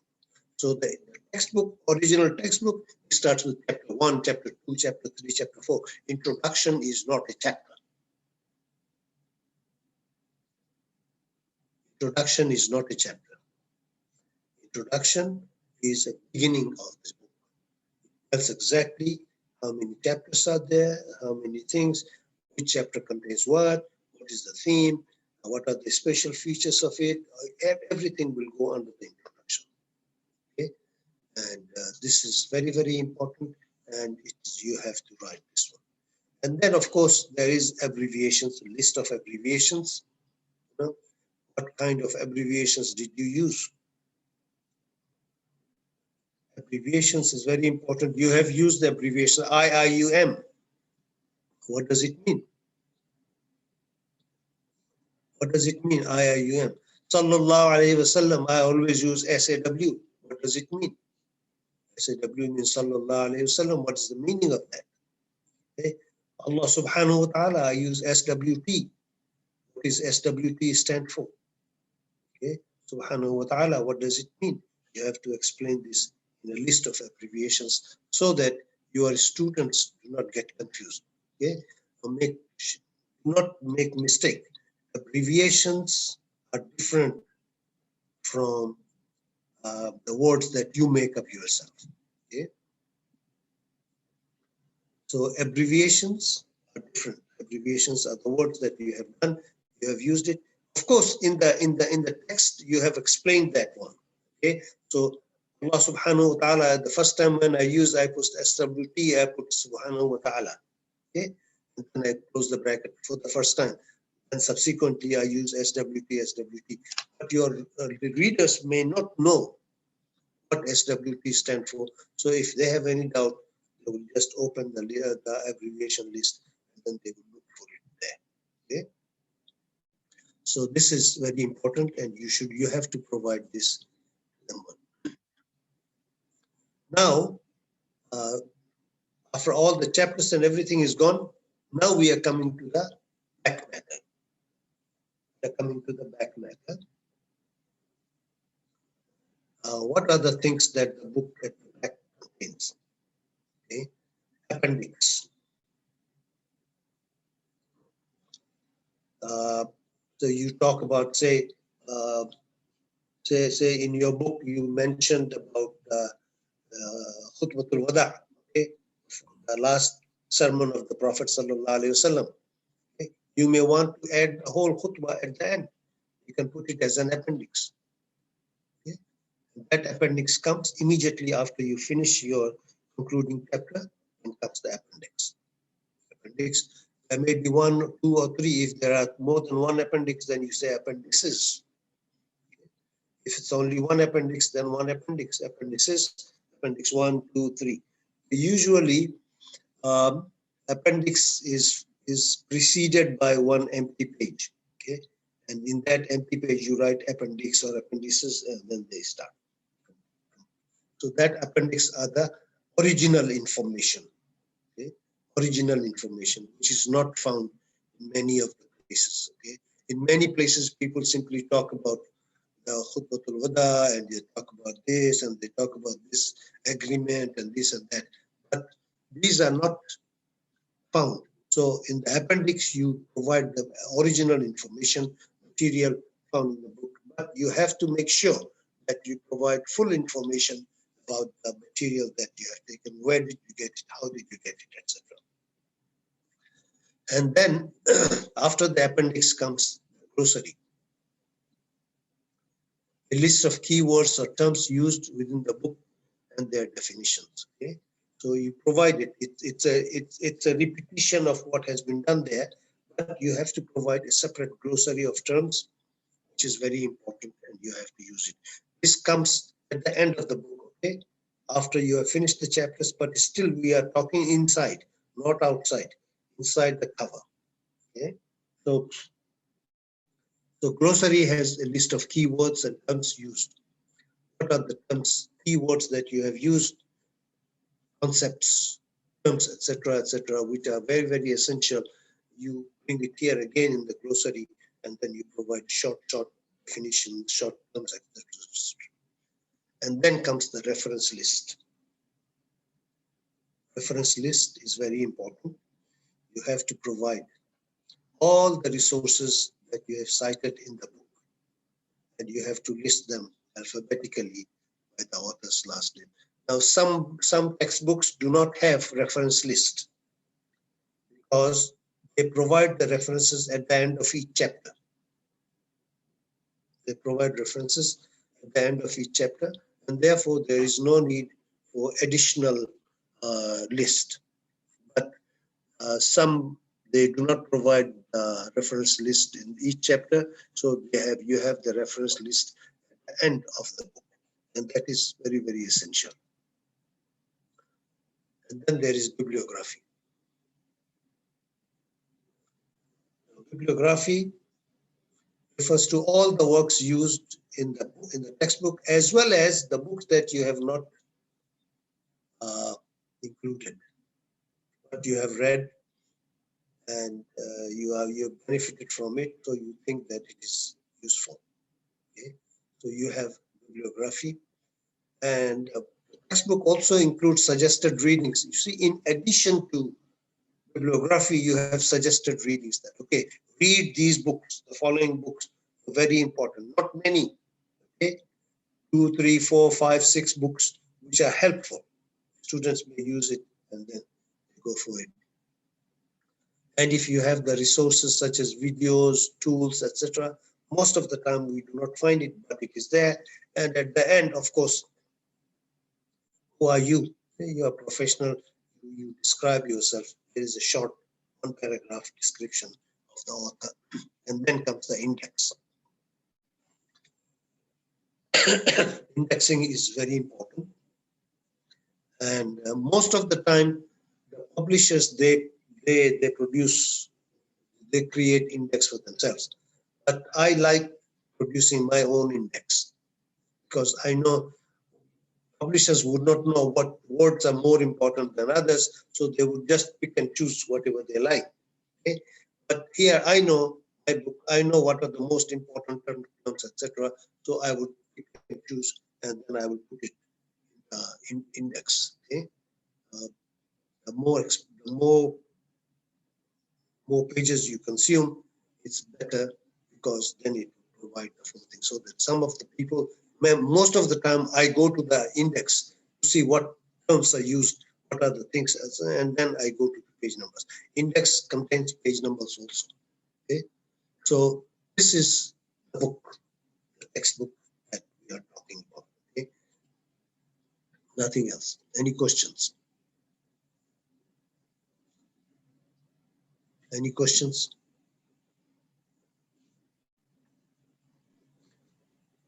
No, sir. Alhamdulillah. Allahu Akbar. Usmani, what's wrong with you? Everything is clear. So,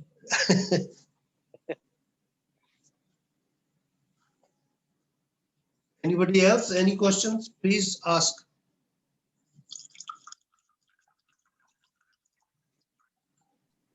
Assalamualaikum warahmatullah.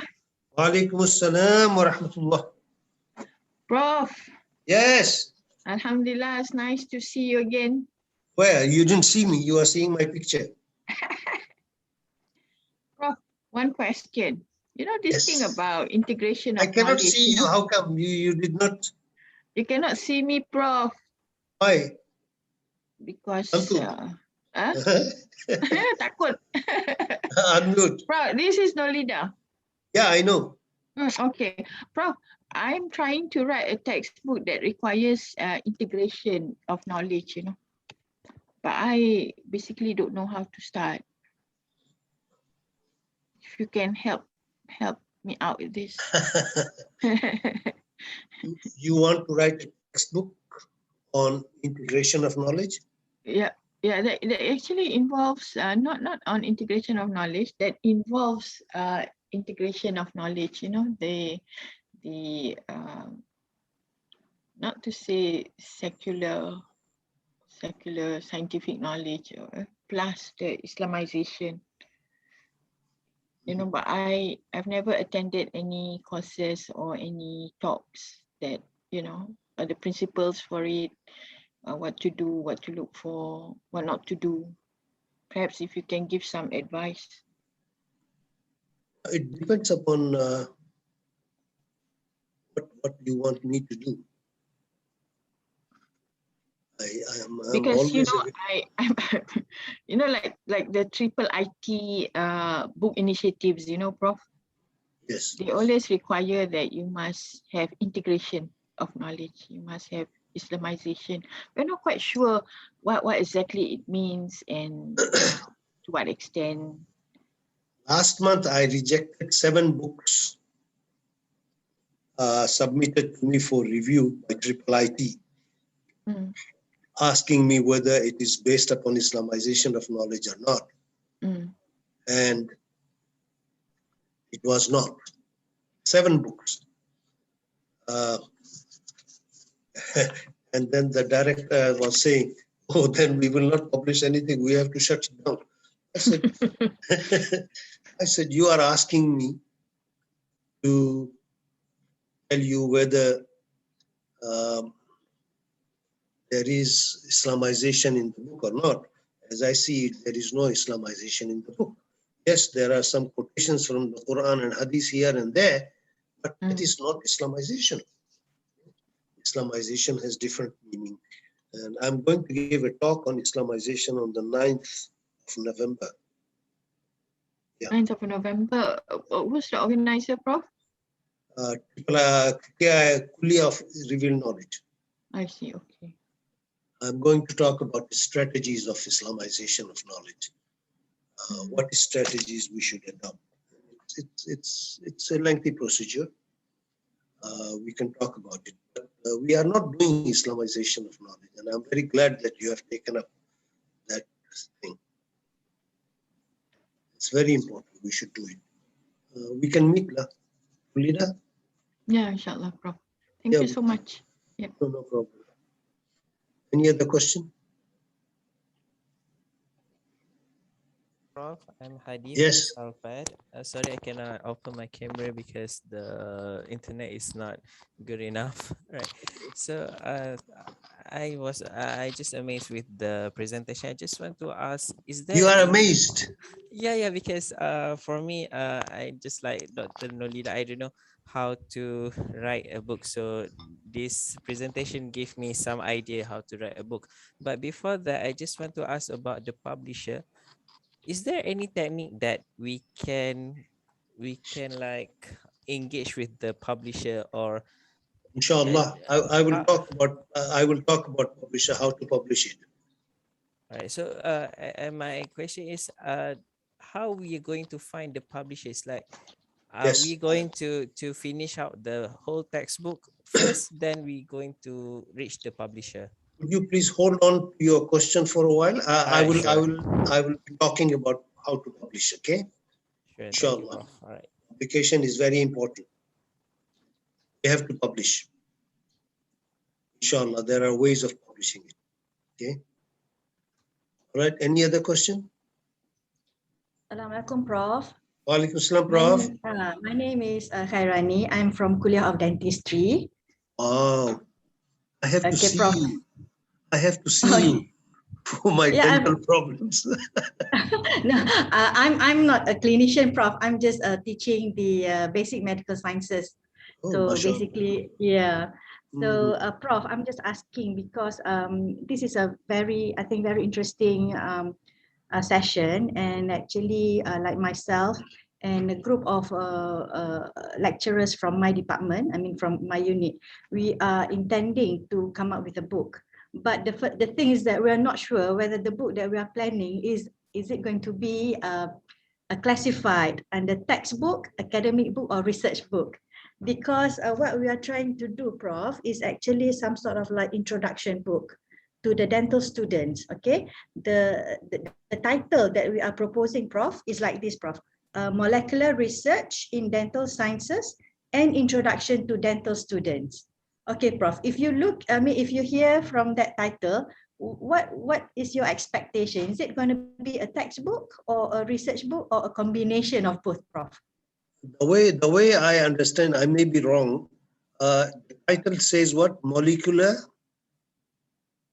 Yeah, molecular research in dental sciences. Molecular And- research in dental sciences. Okay. Now, so And- you are going to tell us about the molecule, how to do the research, Yes. dental Yes. sciences. Yes.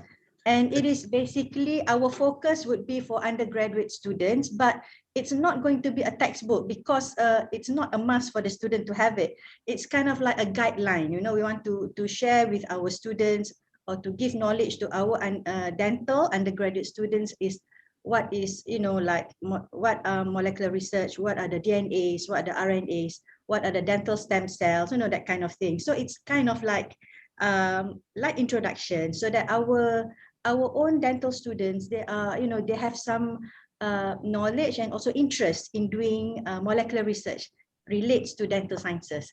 But you know, when we discuss this with our collaborators, potential collaborators from other university, a lot of them like say, okay, this cannot be a research book because you're not going to talk about research per se. But and it's also very hard if we want to park it under textbook because we're not going to talk a lot in terms of textbook. And then like academic writing, when I heard from what Prof was saying just now, it's like it's really in terms of like professional things. So I don't think that would be part under this academic writing as well. So I don't know, but then, you know, like but our proposal or our intention is kind of like, you know, like a guideline to the new beginners, you know, that kind of thing. So Prof, what is your suggestion, Prof? It's a reference book. Reference book. It's a reference book. Students may refer to it. Along with the textbook, you can add this one that goes as a reference book, and students look into it. So if in terms of reference book, when we talk about, of course, the side part of it is actually also for the purpose of Myra, as well as a purpose for a promotion and things like that. So the marks for this would be also like 0.3, Prof. Yeah? Yes. 0.3. All right. Yes. Okay. What about like other things? For example, if we have contributors from other universities, both international and local.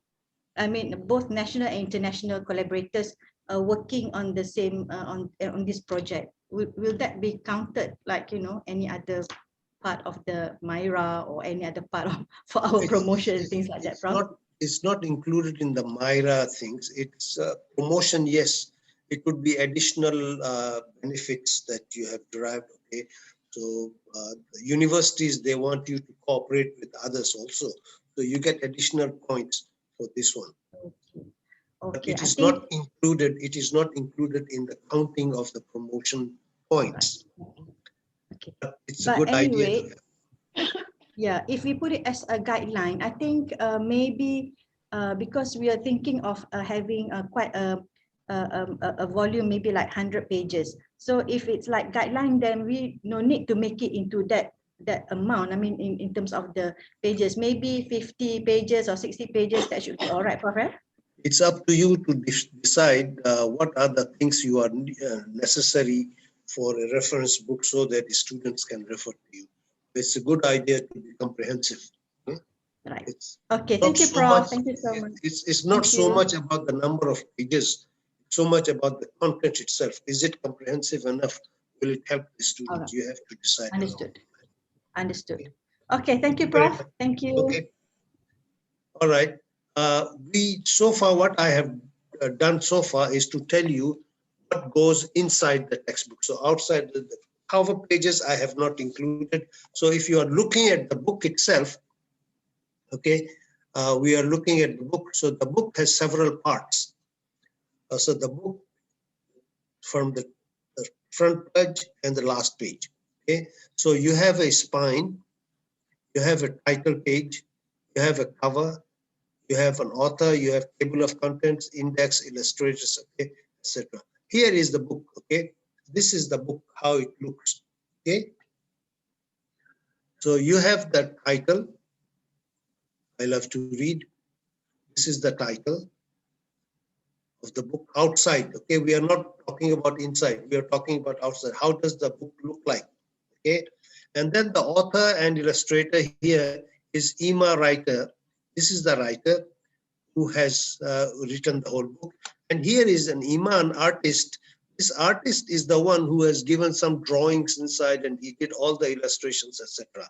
So he also gets some reward because of his illustration. So he is an illustrator, here is an author. So you have an author and illustrator. This is the spine. The spine is at the back of the book. And it is this spine which usually is shown. So when you put the book in the library, so the library would shelf the book. So what you see is the spine, okay? And spine contains the title as well as the call number, okay? So the title is I Love to Read, and here is FICWRI is the call number, which is these are all outside of a book, okay? So spine, what you see when the book is on the shelf, okay? The spine is the one, keep it strong, think of spine in body, see it, okay? The cover of the book is, this is the front cover, okay? Front cover between spine and the things, okay? And then the illustrator is the person who draws the picture and everything else. This is not necessary. Title on the front cover and spine of the book. So there is also inside you have a title page, which is different, but it's the same title carries, but the book also has to be there. Inside we have all these things done there. And glossary, we have talked about it. Okay. Now we are going into the nitty-gritty details of it. Let's talk about table of contents.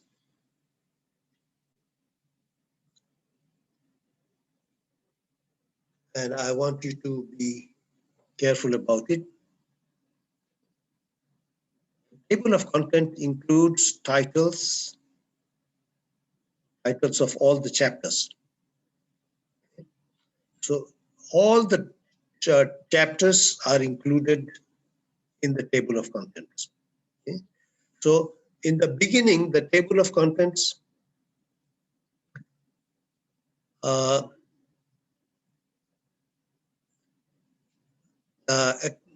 preface, forward, introduction, acknowledgements, all are the first thing that comes in. Okay, and usually these things are meant they carry the page number. Page number is in Roman numerals. Okay, Roman numerals, which tells you that this is not part of the book, but it is necessary for you to understand it. So preface, acknowledgement, introduction, other things are there. They are all in Roman numerals. And then introduce. It has happened to me several times, I must tell you this, that I have written the book, I finished it, and I sent it to the publisher, and the publisher sends it back to me immediately the next day. Hey, what happened? He said, there is no introduction. I said, why do we need? He said, no, introduction is very important. You must tell us what is there and what is not there. Okay? So you have to have introduction. Make sure that there is introduction, whatever book it is, whether it's a textbook or whether it's a academic book. Okay? For whatever book, there must be an introduction, 2, 3 pages, 4 pages. It does not have to be very long, telling us exactly about what it is. Okay. Now, after these items, preface, acknowledgement, introduction, then it starts chapter 1. Okay. Chapter 1 includes the heading of the chapter. What is the heading? So that has to be there. And on the right hand, there will be page number. Of course, it starts with page number 1. So there will be page number. Okay. Now, sometimes this page number is in the corner. Sometimes the page number is immediately when you finish the title, because there is small space and then they put the page number there. So it's a question of style. Okay? Some publishers want page numbers listed on the right side. Some publishers want the page number to appear immediately after the chapter headings, etc., etc.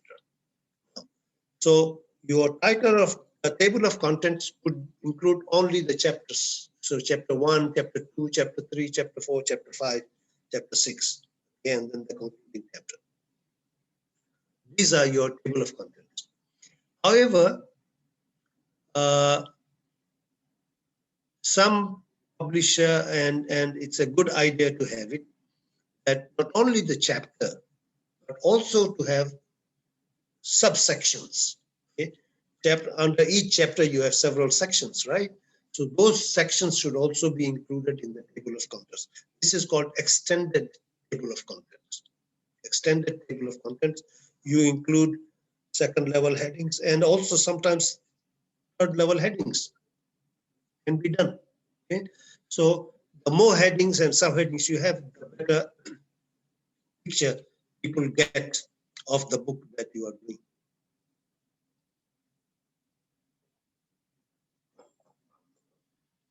Okay, and the table of contents, after your chapters and everything is done, then you have the appendix. So you have to have appendix, and you have to have the references, glossaries, and index. Index would be the last thing that would go in. Okay, and all of these will have page numbers included. This is your table of contents. So the simplest table of contents is when you simply give the chapter headings with page numbers. Okay, if they ask you for extended heading, then you have to give second level heading as well as a third level heading if you want. Okay, at least you must give the second level headings. But then this will be under each chapter, the title, and then under the chapter you will have subheadings 1, 2, 3, 4, 5, 6 go in. So this is all about the table of contents. All front matters, main content and back matters all go into it. The good table of contents should be easy to read, accurately formatted and completed last so that it is 100% accurate. Do not start, this is one major problem I'm facing all the time. Table of contents must be the last thing you will write, not the first thing. Okay? When you finish the whole book, then you go for the table of contents. See it, so that the table of content is 100% accurate. And usually, the table of contents should be when you should cross-check it when the book comes, dummy book comes in. You have to look at the dummy and you have to make sure that the page numbers are accurate and everything is okay. All right, make sure that part is done there, 100% accurate. Similarly, this writing articles. People write articles, and after you have written articles, the best thing is that you write articles, you finish your articles, thereafter you write the abstract, and you know what is in the article. So abstract will come last. Unfortunately, many of the conferences and other places, they ask you to submit the abstract first, then they approve your abstract, and then they ask you to submit the paper later. This is the other way around. This is not the right way of doing it. So the best way is finish the paper, write the abstract. But if you are attending conferences, they ask you to submit abstract first, so you submit whatever they ask, and then they ask you to submit the whole paper. The assumption is that the whole paper reflect what is in the abstract.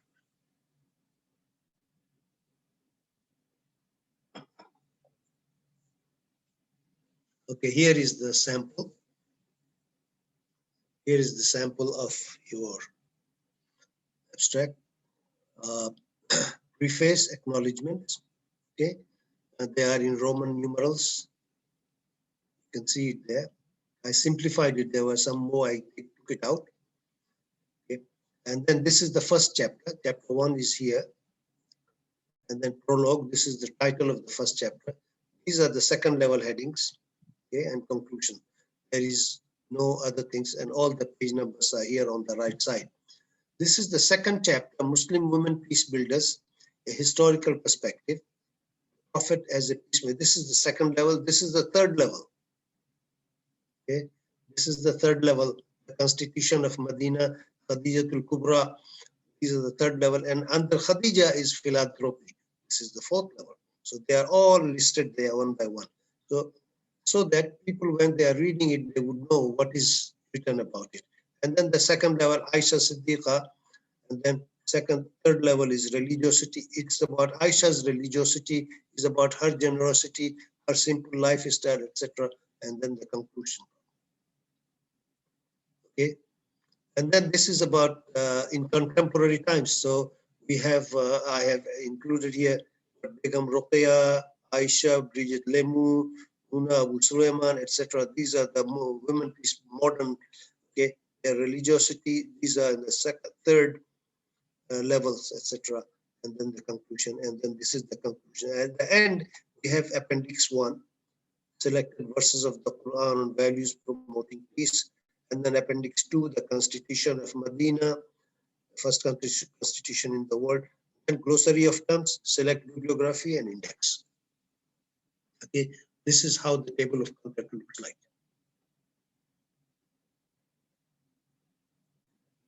This is an extended table of contents, and so that a person who looks at the book, who looks at the table of contents, knows exactly what the book contains. He does not have to read the book. He knows what the book contains. And if he wants, he can buy it. If he doesn't want, he can go on. Okay? Any questions so far? Assalamu alaikum, Prof. Just now, this book, if I'm not mistaken, is your book, right? You authored it along with some others. This book, yes, it's my book. So this come under which category? Is it what do you call it, academic book? No, this is academic book. This is academic book. This is not a textbook. No. So the academic, I mean, from the content we can see it should be appearing in this form. This is also, whether it is textbook or academic book, this is how it will, table of contents will appear. Okay, but in terms of the chapter number is less, right? This is the chapter number 1, 2, 3, 4. I mean, is it enough? This was only 4 chapters? Yeah. No. I removed it. I removed some other chapters so that it does not go beyond certain limits. Oh, I see. This is just an example of how it should go in. Okay. This does not reflect the whole book, no. Okay. That's good. Thank you. Okay. Any other question? I want to tell you one more thing, that every chapter must have a conclusion. Every chapter, especially the textbook.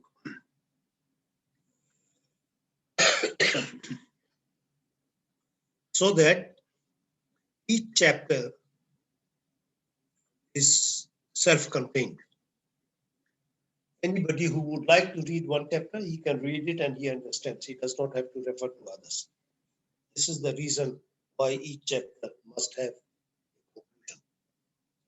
Otherwise, there is no such thing.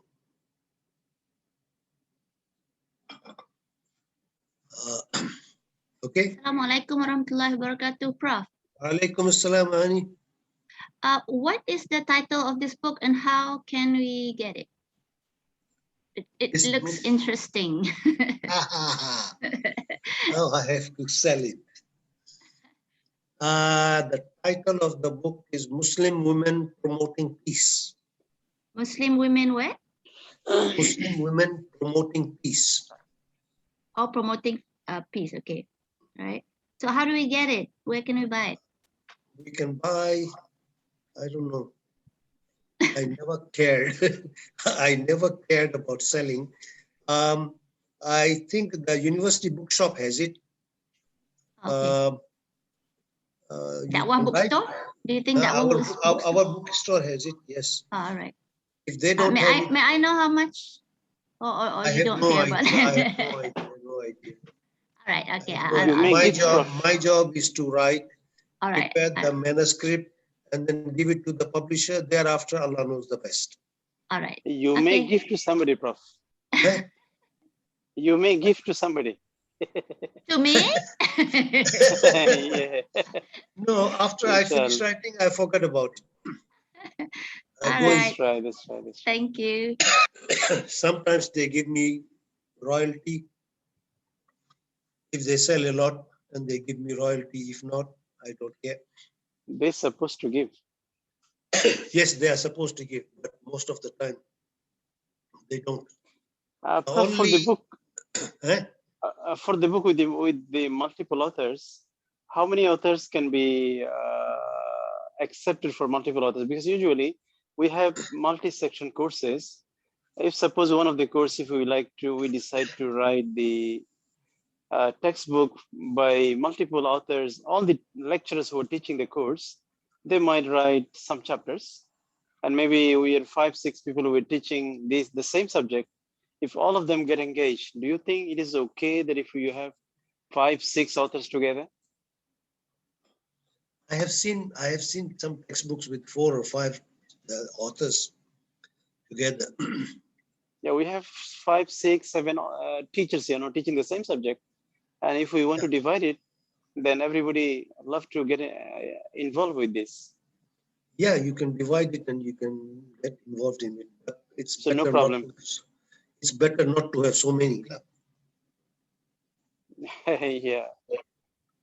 It's better not to have so many.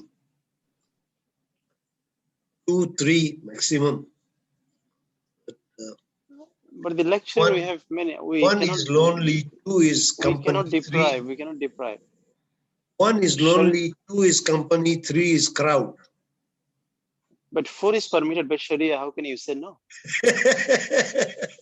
Yes, everybody is welcome. Everybody is welcome. Isn't it? Yes. Inshallah. And join. No problem. The smaller the better. Many heads you will have. You see, the problem when you have so many people joining together, then the writing style will become different. The language becomes difficult. That's right. That's right. And somebody has to be coordinated. So I have been editing many books. Okay? I have been editing many books, and some people don't like it. But when I edit it, I make sure that they are all my language rather than theirs. Contents and everything remains same, but I always try to change their languages so that the whole book reads like one whole. But if Yeah, you we have need to many get authors, editors like you, Prof, so that you can read the whole thing and change the language. the editor has to read the whole thing and has to do the language corrections and everything. So it's better, therefore, make sure that there is a continuity, there is conformity, and there is a uniformity of style. Okay? Rashid, one Yes, question. yes. For I can understand if it's for one whole book with multiple authors, but what if it's an edited book? You know, if it's an edited book, can we sort of leave some of the style intact for the different contributors to the edited book? When you are editing a book, you have to tell the authors that they have to follow certain style. Okay, that is a must. Whatever they want to write, you can write, but you have to follow the style of writing. Now, I have seen some textbooks here published from UIA. Some are using Chicago style of referencing. Some are using APA style. Some use their own handmade style. And then it's all mumbo jumbo. It does not make sense. Oh, Prof, I was sorry, I was not referring to the citation style. I was No. I'm just referring talking to, about the whole thing. okay. Because sometimes when we edit kind of like the voice of the person, you know, how the person's lingo and the person's own style would disappear. I was thinking whether to some extent we can keep the, you know. This is the job of the editor. The editor, what is the job of the editor? Editor is not there simply to proofread. Okay? The editor's job is not simply to proofread and not simply to look at the grammar and others. They are supposed to look at it, whether there is a flow of. I see. Yeah. Okay. Thanks, Prof.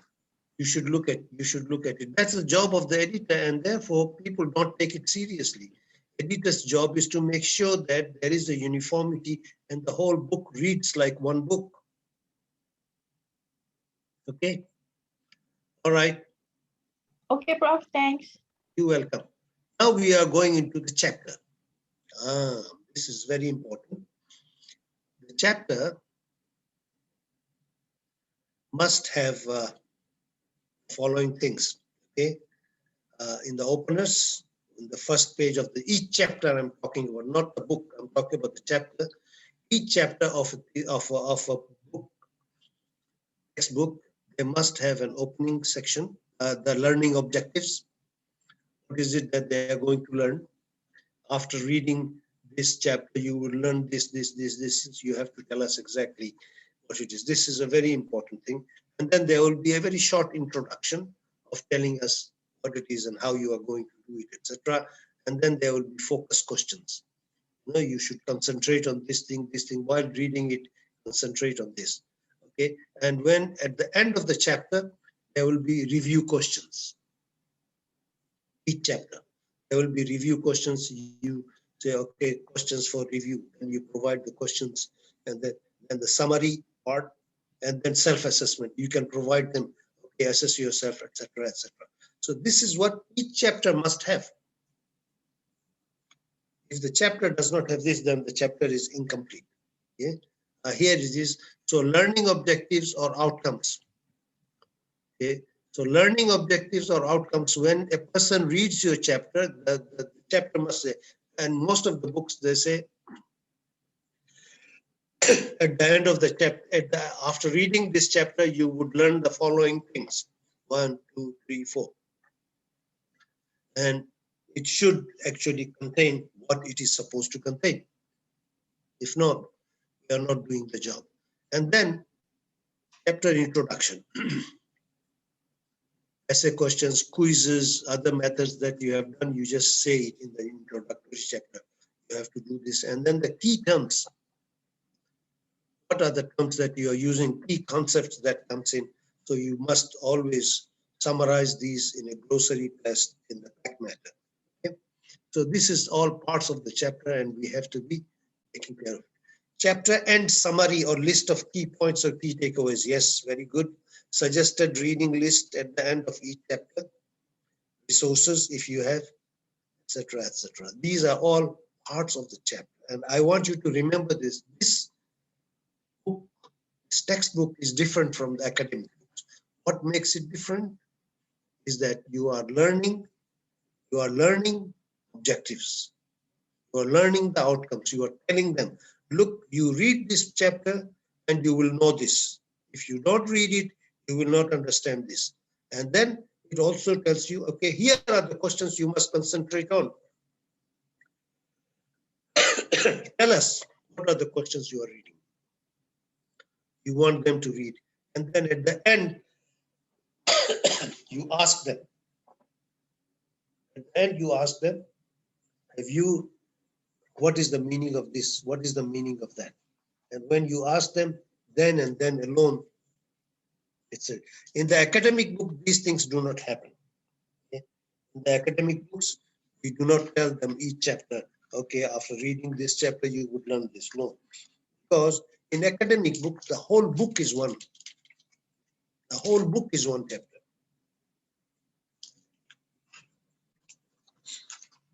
The entire book, all the chapters belong to the same idea, same content. But here, each chapter is self-contained and each chapter is different, and therefore you have to tell them what is it. And if you are, as Prof. Usmani has asked, if you have many authors, then each author must do these kind of things and they should be informed about it. Otherwise, we are having a problem.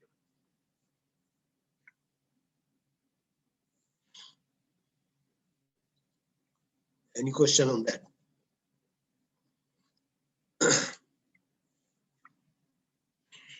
To me, this is a very important thing, and we have to.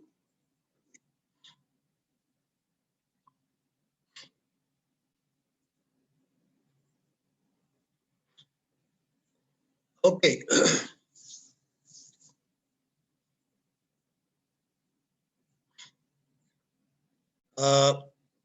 Now I'm going to the reference list.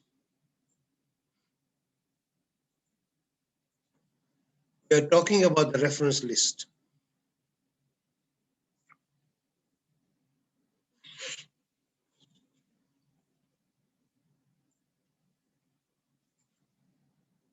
First and foremost thing, you have to acknowledge the sources. When you acknowledge the sources, we call it citation or referencing. You have to refer to an author. And this is very, very important. And we have to do this. There is no alternative for it. Whenever you are citing somebody, or wherever you are doing summary, or wherever you are paraphrasing an author, you have to cite. You have to cite. If it is a direct quotation, you take it, you put the quote in inverted commas, and immediately you tell us where you have taken that source, from where you have taken it.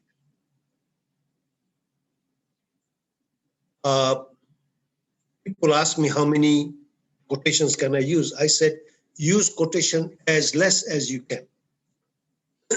Because quotations do not go along with the text. And therefore, you have to use less quotations and better you summarize it in your own language, in your own word. Okay? When you summarize it, you don't have to put the quotation marks, but after you have summarized it, you acknowledge. Where did you take this? And this is very, very important, and we must do it. And you may also paraphrase the whole thing instead of summarizing it. You paraphrase the whole paragraph, and you put it. But you must definitely cite.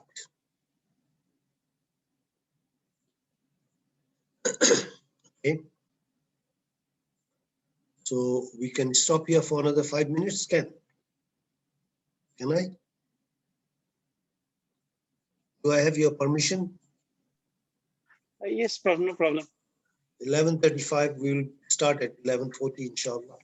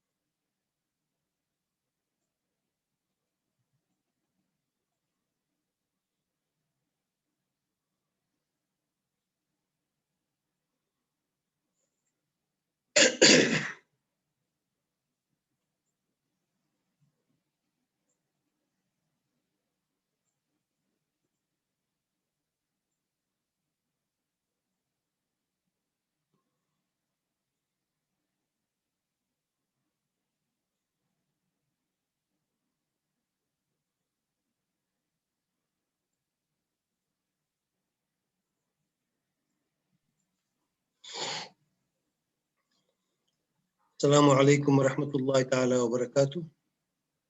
Wa alaikum assalam wa rahmatullahi wa barakatuh. We are talking about referencing. We are talking about acknowledging resources that you have taken. Whenever we take something, borrow something from somebody else, you have to cite. And this is much more important in a textbook. Of course, in academic book is also important, but in a textbook, it's much more important because you are teaching your students what they should do. What they should do. Okay. So, just a minute.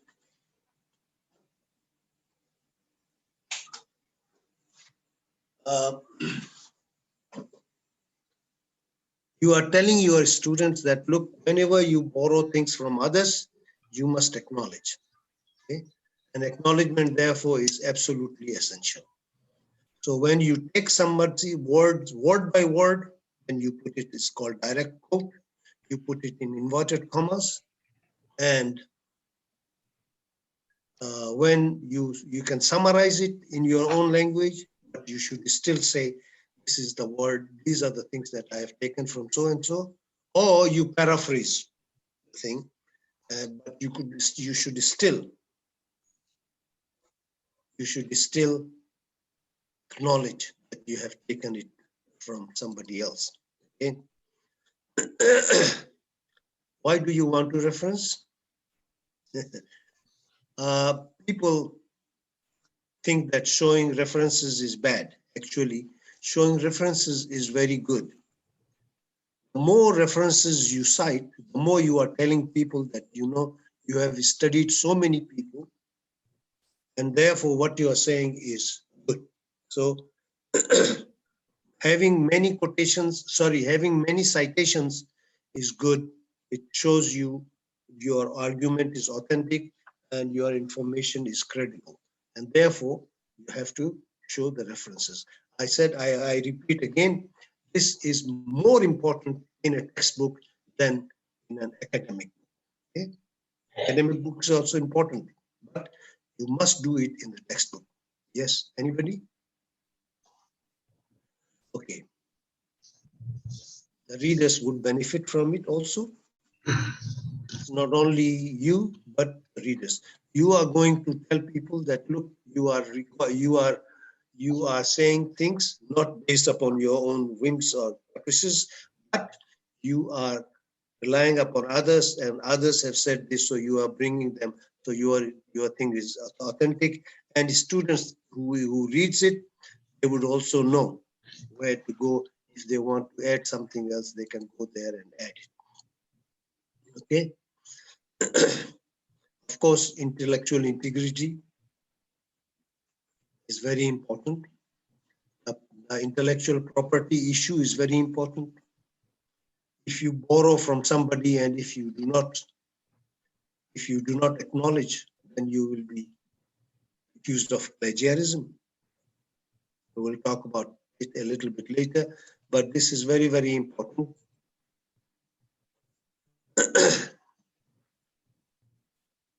What should be referenced? Ideas, information, results, opinions that you have summarized, you have paraphrased, or you have directly quoted. You have to refer. You have to provide references. Otherwise, you will have problem. Okay. Definition of terms, you don't have to. But if you are borrowing it from somebody else, you have to. Illustrations, tables, figures, you have to refer to. When you have a table, okay, the title of the table should be on top. And the source should be at the bottom of the table. Do not make mistake about it. The title of the table should be on top. The source should be at the bottom. Source from where you have taken along with page numbers and others, you have to provide it. Otherwise, there is a problem there. If it's a figure, not a table, but a figure, then title of the figure and the source will come together at the bottom. Figure do not carry the title on top. Only the tables carry the title on top. Figures go down. So this is how they make the distinction between a table and a figure. Your own ideas, of course, you don't have to cite. You just keep on saying what you are saying. But if it is the tables, illustrations, figures, quotations, etc., you have to cite. Now, when it comes to quotation, please note that quotations are always with direct comma, two inverted commas, okay? Not one comma. Okay? A single inverted comma is used only quote within quote. Okay? So if you are quoting me, then you have to use inverted comma, and then inside the quote, I have quoted somebody, then you use single quote. So this is the major difference between double quote and single quote. Sister Nurlida, you have any question? Okay.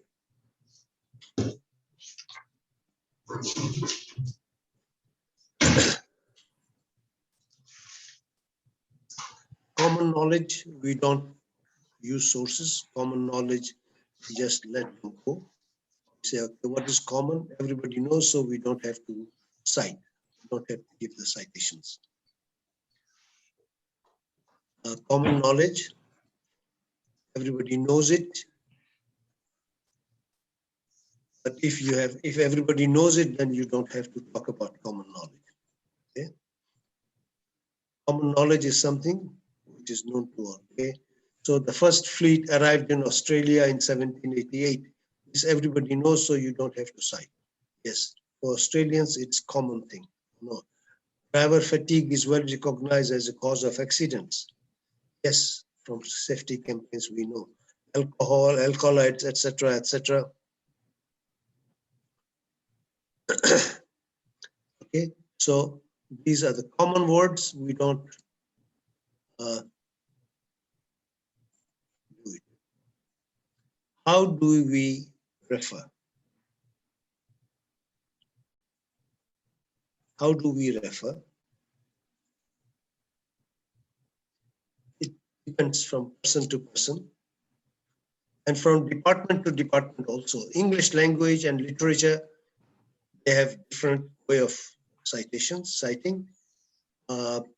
Human sciences, social sciences, they cite it differently. Science, they cite it differently. And so, and each university also, if they want to be unique, then they do it differently. Okay? But the differences are there. And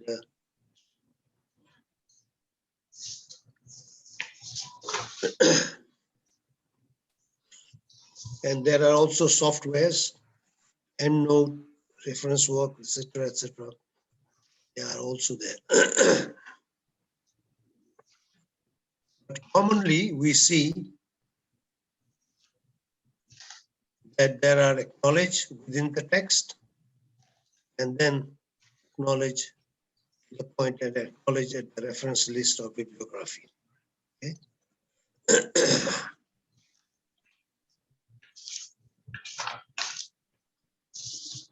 There are many styles of citation. There is APA style, American Psychological Association style, and there is Chicago style. The oldest one is the Chicago style,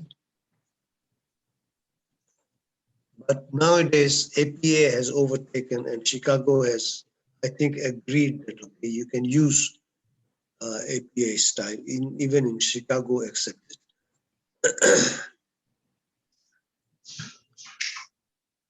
People always ask, okay, quotations.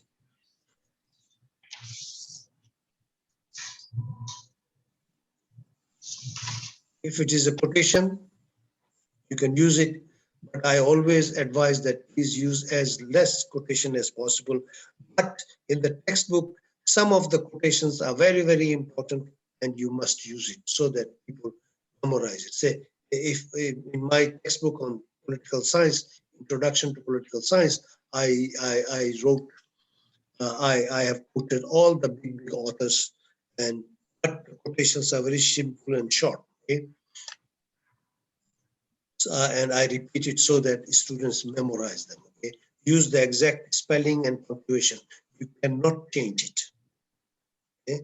It is wrong, so you cannot. If something is a mistake, if something is wrong, say for example here, so when it is wrong here, wrong is I use the word. I forgot to put W here. Wrong. It should be W, but you will not put W here. But instead you say, aha, sick. Sick means there is something wrong here, and you have noticed it, but it is directly there. Okay. You can have shorter quotations, longer quotations, everything is there. Here, this is in-text citation. According to Brown, Brown is the author. And therefore, where is, which book we are talking about is 2008. Okay. Students who are open to new ideas are more likely to succeed at tertiary studies. Okay. But this is wrong. This is wrong. Quotation is short. Quotation is correct. But what is missing here? What is missing here is the page number. 2008, which page number? But what the author here is trying to do is to tell you that if you have used the name of the author outside, then you don't need to use it inside the bracket again.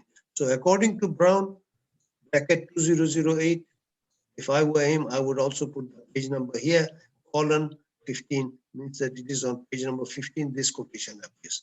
But if I'm not using author outside, I'm using directly quotations, then I would put Brown 2008 plus 15, okay? All right. Next,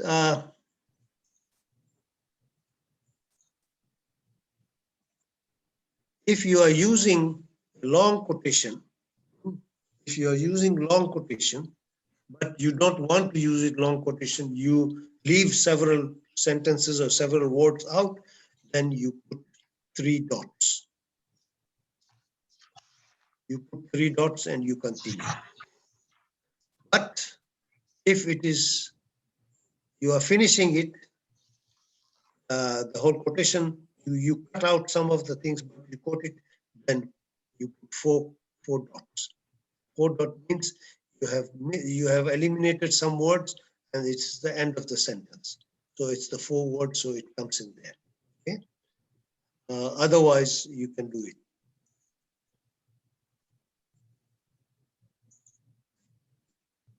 You cannot add anything to the quotations.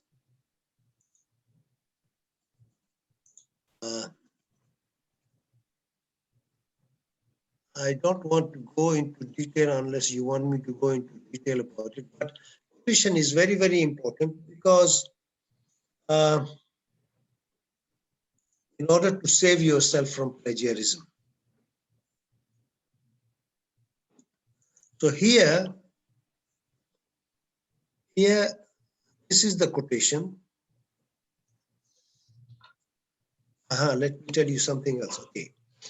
If you are quoting less than less than three lines, then you put the quotation marks, continue the whole page. But if it is a longer quotation, then you indent it. You indent it, and you will see the indent here. Literacy involves, this is a long quote, social situations, it finishes it here. Okay, it's a long quote, therefore we indent it. But when we indent it, we don't use the quotation marks. We don't use the quotation marks. You use the quotation marks, if again I repeat, you use the quotation marks when it is part of your write-up. And if it is less than 3 lines. If it is more than 3 lines, then you separate it from your write-up and then you indent it, but you don't use quotation marks. However, you have to provide references online. So you put references here. This is from Dawkins, 1990, page 4. All right, now, P4 is Chicago style. P4 is Chicago style. APA style, they do not use the word P. They simply put 1990:4. That is accepted. That means that it is page 4. You accept it. Chicago, because of its traditional style, they use the word P. Nowadays, Chicago style is trying to change it and do not want to use P. Now, this is a quotation. Here, the reporter told me this is a quotation, when I interviewed the quarterback, he said they simply played a better game. Played a better game is also a quotation. So this quotation within quotation is single quote. Okay, and then you close it. This is what I told you before.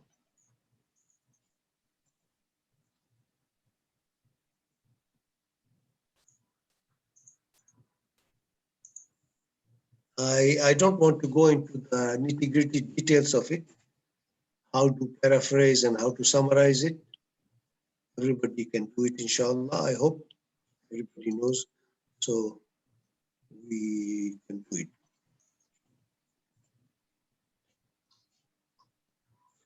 When you summarize or paraphrase, you start with your own words. Do not start with the text. Never. Okay? And explain the main ideas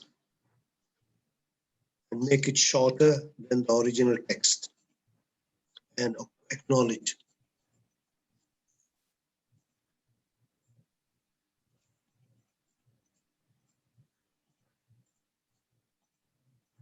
This one is from a textbook, actually.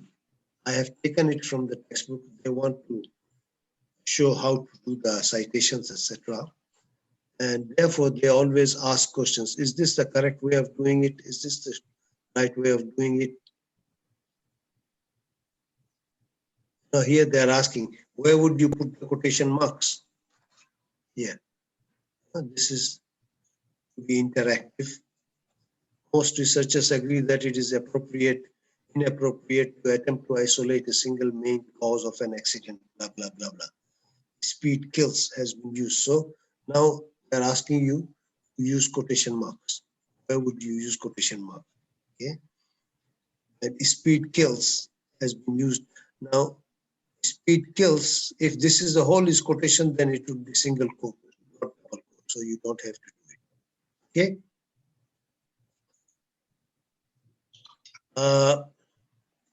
One question that has often been asked is, what is the difference between reference and bibliography. If you are using Chicago, whatever style you are using, there are quotations inside. And you are in text citation, you provide only the last name of the author and the year and the page number. And then you have to provide full citation at the end of the chapter or at the end of the book. If you are listing the references only which have been cited, okay, which has been cited, then it's called reference list. Nothing else. Whatever has been cited in the main body of the text, you are giving the full information about the authors and others in the body. This is called reference list. Does not include anything other than that. But some authors, they use bibliography. Bibliography is different from reference in that bibliography would include more than what you have cited there. It would include more than what have been cited there. And therefore, we have to be careful as to what we are doing. Here is a true or false question. I don't need to use, no quotation mark suggests the wording is yours, changing, etc. Okay. I don't need to use quotation marks if I change a few words from the original. Okay. Is it true? No, it's false. You have to use the, so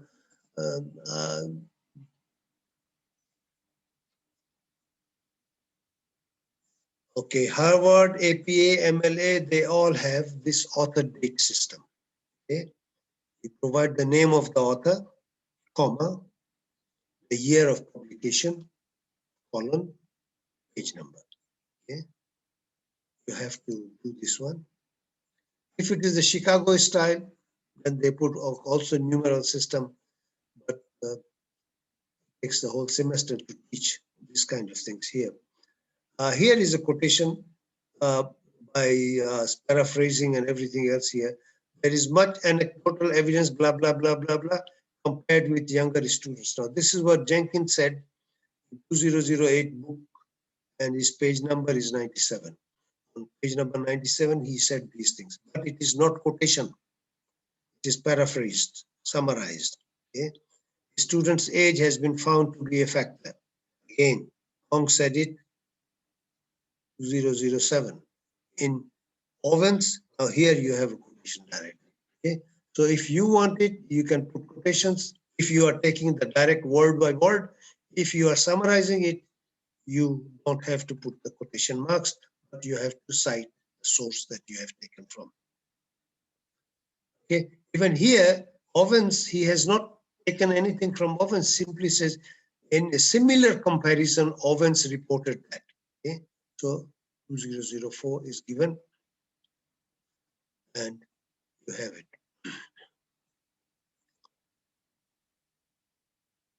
Now, some books in English language and literature, they do not provide anything. They simply provide numbers, 2, 3. Means there are 2 authors here, and at the end, they will provide the list with numbers. 1, 2, 3, 4, 5, 6, 7.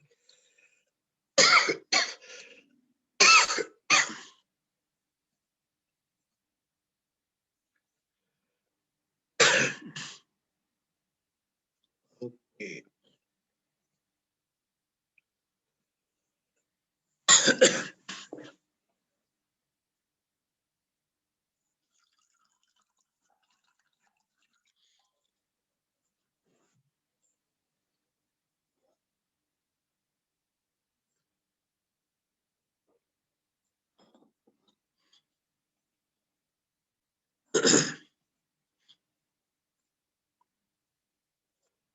So you have different style of citation.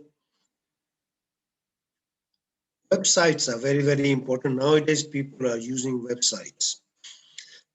One thing I want to tell you, please never quote Wikipedia or similar other things, because unless and until you are sure, you don't know whether it's correct or not correct. So you have to be careful about it. But if you are taking it from website, you have to provide the entire URL. You provide the author's name, you provide the title, and then you provide whole information and then the URL.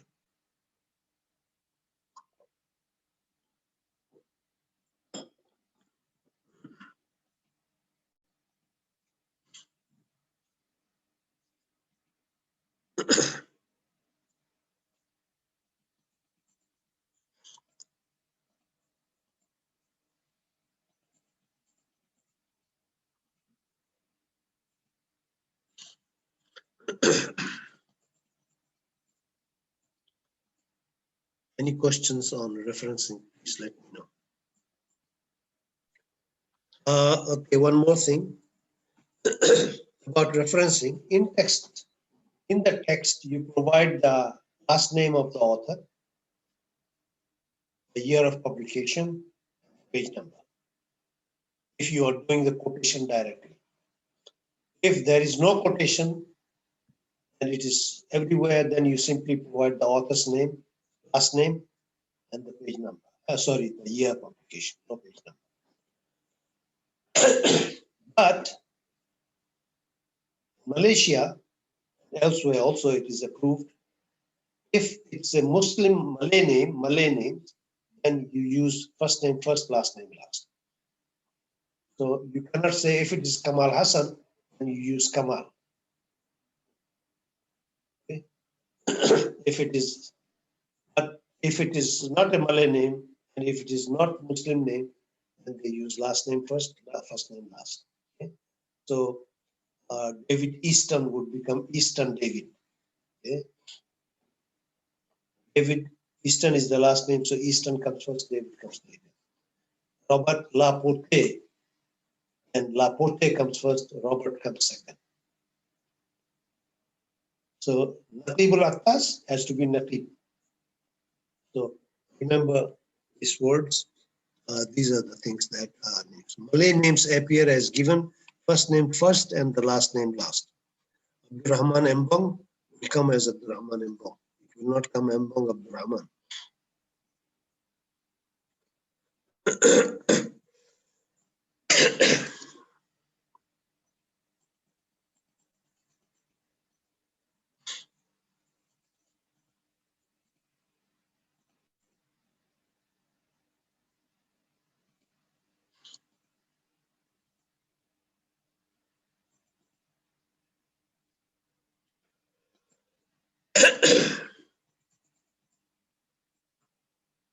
Okay. Any question? Yes, Prof.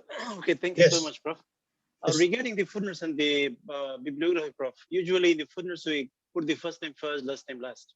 But in bibliography, the last name is first, and then the first name goes second or last one. I mean, there, for example, Yusuf al-Qaradawi, in the footnotes we write Yusuf al-Qaradawi as it is, but in the biblio, we bring Qaradawi first and then Yusuf later.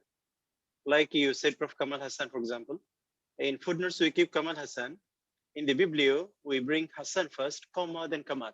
No. So is it No. right? Prof? Because no. that is how, no, that's wrong. how we do here. Sorry, my dear. Kamal Hassan comes as Kamal Hassan, even in the bibliography and the references and the citations. All the same case, Prof?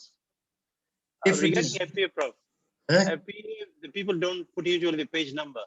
Is it okay for them to put the page Why? number? Why? Usually we read many of them in the No, articles here and there. It's not We true, don't my dear. find What? the page number. No, let me tell you the exact position here. Sheikh Yusuf Qaradawi, if in the text you use Qaradawi, last name first, year of publication, page number. In the bibliography, in the reference list, you use Qaradawi first and then others. You For cannot footnotes, change Prof? it. Footnote, how you write? Eh? For footnotes, There is no footnote there. What footnote? I mean, if you follow the Chicago. If you follow Chicago, Chicago would also be the same. If you are using the last name first in the text, in the Chicago style, they do not provide the last name in the text. There is no in-text citation. They simply put number 1, 2, and in the footnote, and they put the whole thing. They don't make any changes. The Chicago style, first name first, last name last. They don't make any distinction whatsoever. Yeah, we keep Yusuf Qardawi, right, Prof? Yusuf Qardawi. Yes, Yusuf Qardawi will become Yusuf Qardawi. And Biblio changes. Same, Yusuf Qardawi. The problem comes in only when you are using APA style. When you are using APA style, then in the APA style, in text, they ask you for last name first. And in the bibliography also, last name first. It has to be organized alphabetically, but last name first, first name last. Okay. Yeah. But in the Chicago style, first name, last name makes no difference. They go by first name. First name first, last name last. Okay. So this is. For writing thesis and dissertation, Prof, do we follow Chicago or follow APA? APA is quite, I mean, troublesome to us. When we read, you go back and check the details of the references at the end. There is quite Sheikh Usmani, you have to pay me extra. I'm not talking about thesis.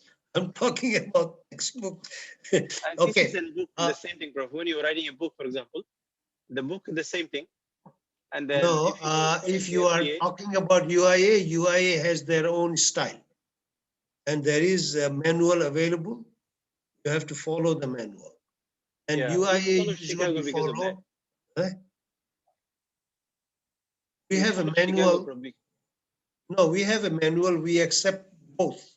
We accept 3. We accept, I was part of it.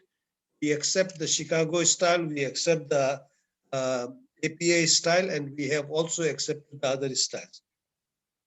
So, but you have to follow. The important thing is that whatever you follow it consistently. Yeah, there has to be consistency. Even if you are wrong, be consistently wrong. Yeah.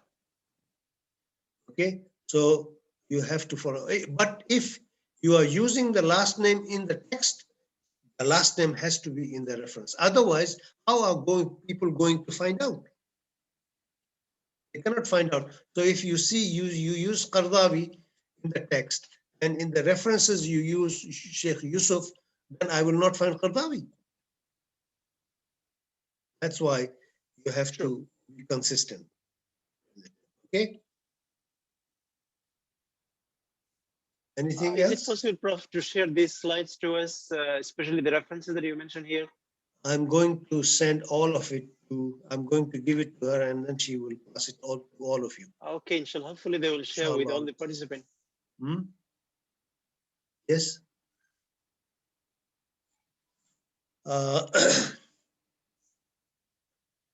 One more thing which is very important to talk about is plagiarism. Plagiarism is very, very important, and I would like to talk about plagiarism because it is dangerous.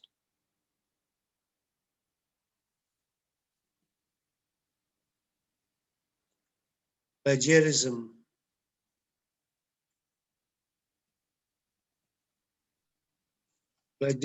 is a hot topic.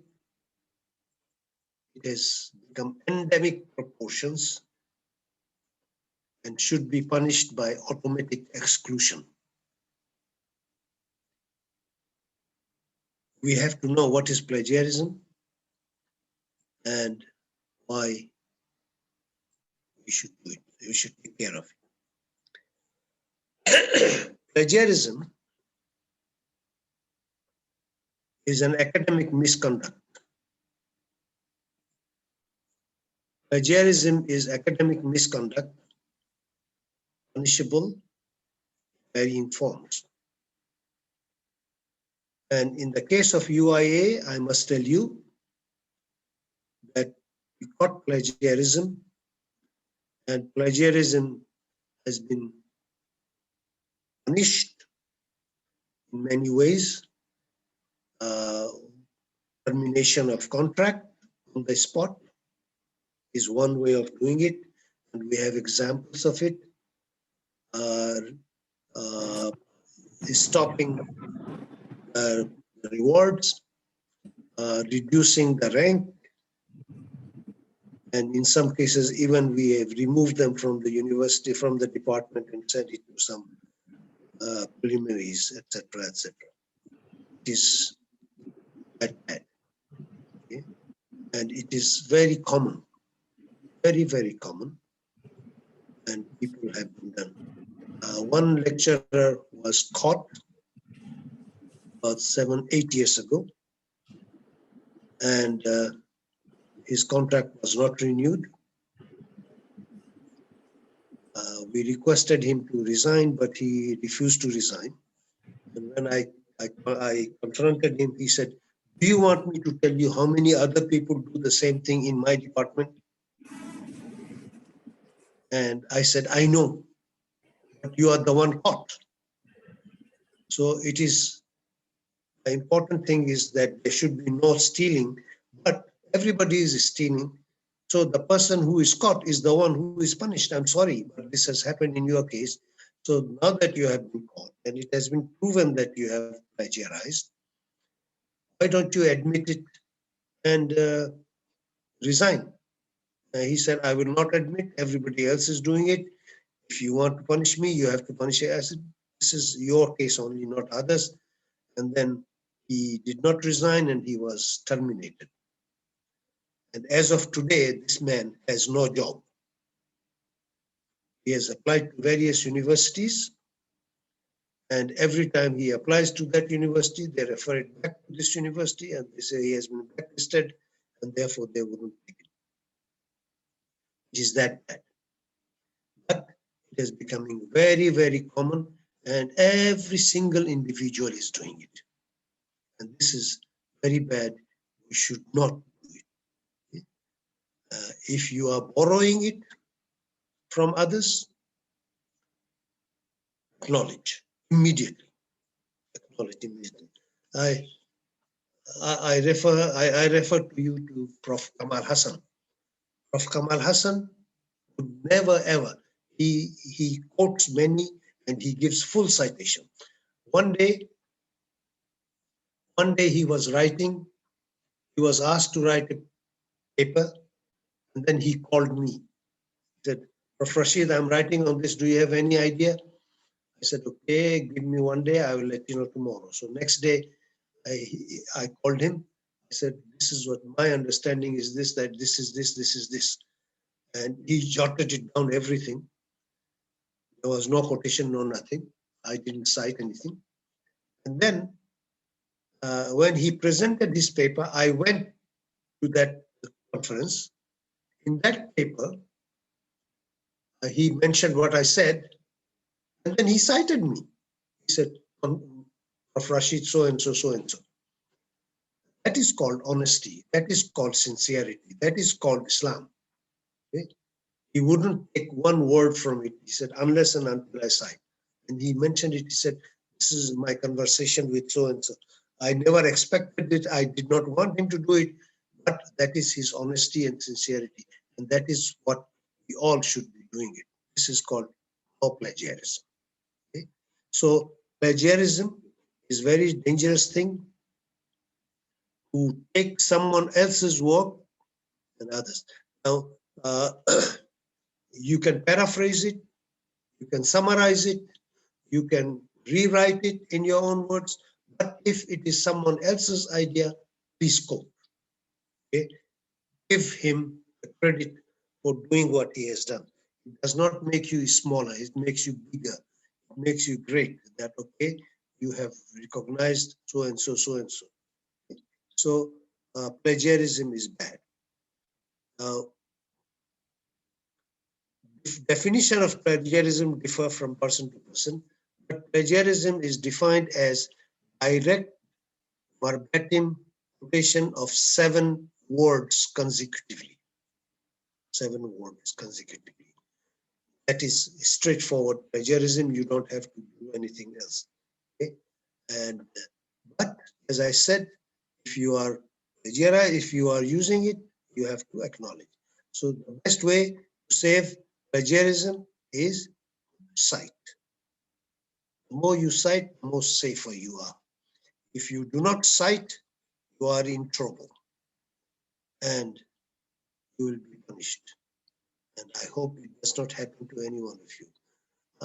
As a matter of fact, as scholars, we should be guilty if we are borrowing from somebody else and we do not tell them that we are borrowing from you. So do not borrow. Borrow as much as you want. If you are borrowing word for word, put it in inverted comma or indent it and cite. If you are borrowing it, his ideas, not his words, cite. If you are paraphrasing his words, cite. And that is Islamic way, that is the Muslim way, that's what Islam wants you to do, and that's what makes you big. Not cut and paste. Okay? Cut and paste is absolutely haram. You cannot do it. Okay?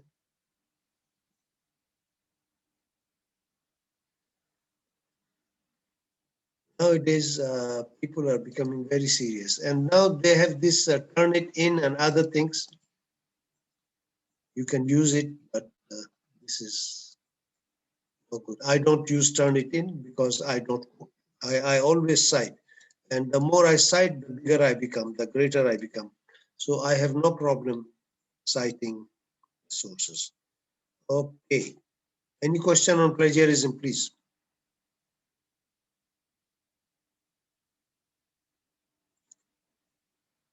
No? Okay. Now we come to the question. Somebody asked me question, how do we publish?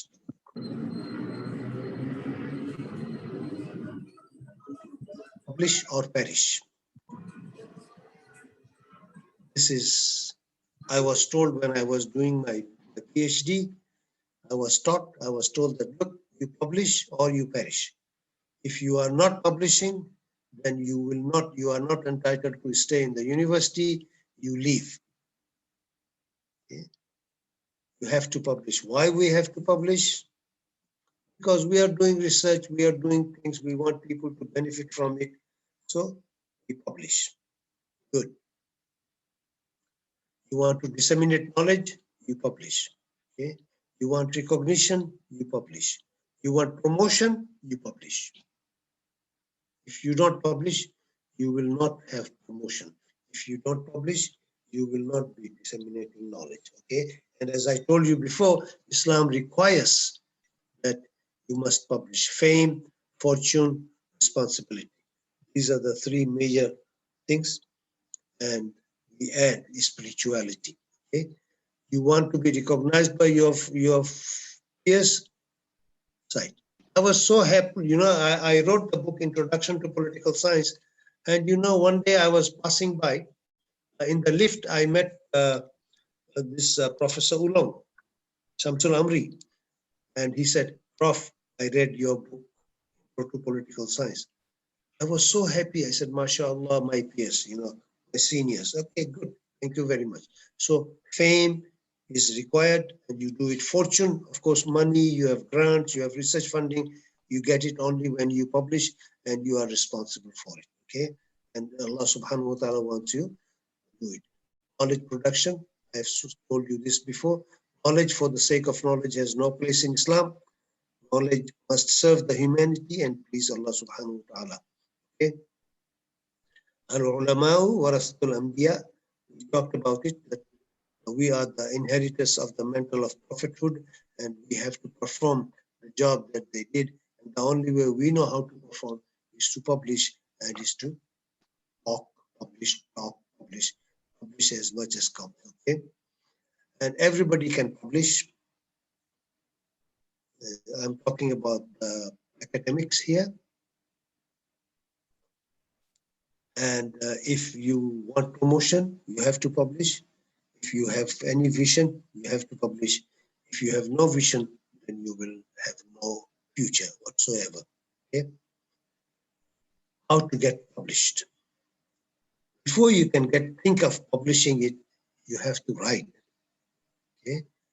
In order to write, after you have written, you have to edit. Okay? Edit as much as possible. You edit as much as possible. And after you edit, then you are finished, you are okay. Okay? You are okay. Now you have the manuscript ready. And there are two ways of doing it, I will tell you. My way was different. Find an agent. Agents are there. Agents, they come here, there, and they are looking for authors who are writing it. And agents are coming from the publishers themselves. They have many publishers in their hands, so they will come and tell you. And agents, they get commissions if they can get the book published. So the agents, if you find the agent will help you find a publisher. Okay. Now, when the agent comes in, the agent will ask you to write a query letter to determine, okay, whether he is interested in it. And in this letter, a small letter that you will write, it's about 1 and 1.5 page. You have to summarize your book. You provide a synopsis and your audience, and most importantly, you must tell them who is going to read your book. Okay, agent will take care of it rest. Okay, and sometimes the agents, they also would like you to write your research proposal, your proposal of the book. Okay, this is the document that the agents want, and it should contain everything, you know, that sentence summary of your book, your synopsis, your summary, and most importantly, who is going to read your book. Okay? This is what the agents want. And once the agents are very clear about what they want, then they will go from one publisher to the other. They will go from one publisher to the other, and once they find someone, they will come and write to you and say, okay, we found a publisher. Okay. When I wrote my book, Political Science and Introduction, okay, back in, when was it, 1996, I wrote that book.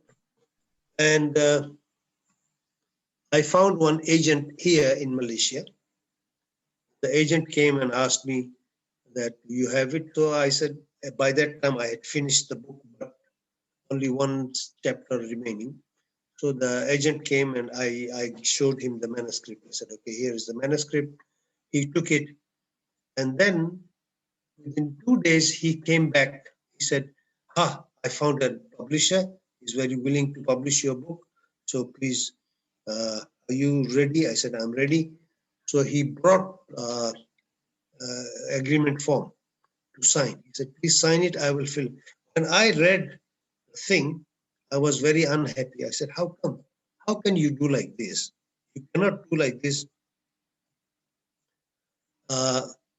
The publisher was saying that I will have to publish everything with them.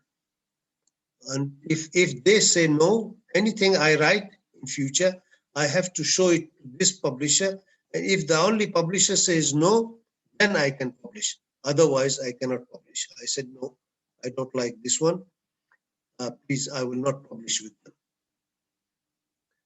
So I withdrew it, and then I wrote a query letter directly to London Macmillan, because I still have about 3 months. One chapter has to be finished. So I sent them the proposal and I sent them the query letter with one chapter, first chapter. I sent it to them. And 3 months later, they said, yes, we are willing to accept. We will accept. We will publish your book. What else do I want if Macmillan is publishing my book? So I gave it to Macmillan, and Macmillan published it. The important thing is you must be active. You must have it. Now, the other one, which thereafter, which I have encountered, is that publishers come to you. You don't go to the publisher. Publishers, they go from corner to corner, house to house, room to room, asking for, do you have any book? Do you have any publishing book, etc., etc. Introduction to Political Science, which I wrote it because the publisher forced me to write. She kept on coming to my office every week. She would come, Prof, are you writing this? Are you writing this? Are you writing this? And after 2-3 times coming, I said, okay, I will start writing. Okay, that's all. So if you are an academic, and you are, then publishers will come to you. They will come. They will give you some copies of the books. So please have a look at this. You know, we have published this. So we would like to publish yours. So they will come face-to-face meetings, and then you can analyze it. This is not a big deal. Okay. Publishers will come and publishers will give it to you. If you have problems, then ask your colleagues. Ask your colleagues who have published, and they will introduce you to other publishers. As an author, you can take this opportunity and you can publish. But write first 1 or 2, 3 chapters, and then you can submit it to the publisher. You should tell them exactly how long it will take and when are you going to submit the whole thing. Okay? If you do that one, you will be okay. And publishing textbook is not in problem. The problem is that the publishers would like to publish if you are a professor. They are looking for professors to publish because they will sell. If the name of the professor is there, they will sell. They will be very much sure, okay, professor knows what is a book like and how he should be doing it, etc. But if it is not, then you have it. But there is no hard and fast rule. Publishers are always around, going around. Honestly, if I tell somebody that I'm going to write a book today, tomorrow I will see publishers coming here. Prof, I heard you are writing a book, we would like to publish it from the beginning. So, okay. So if you need a publisher, come to me. I will help you, inshallah. There will be no problem whatsoever. I hope I have answered your questions. Any question?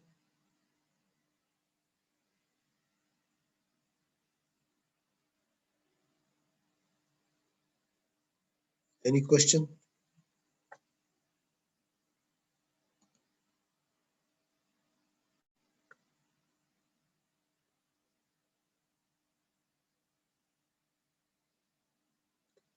Yes.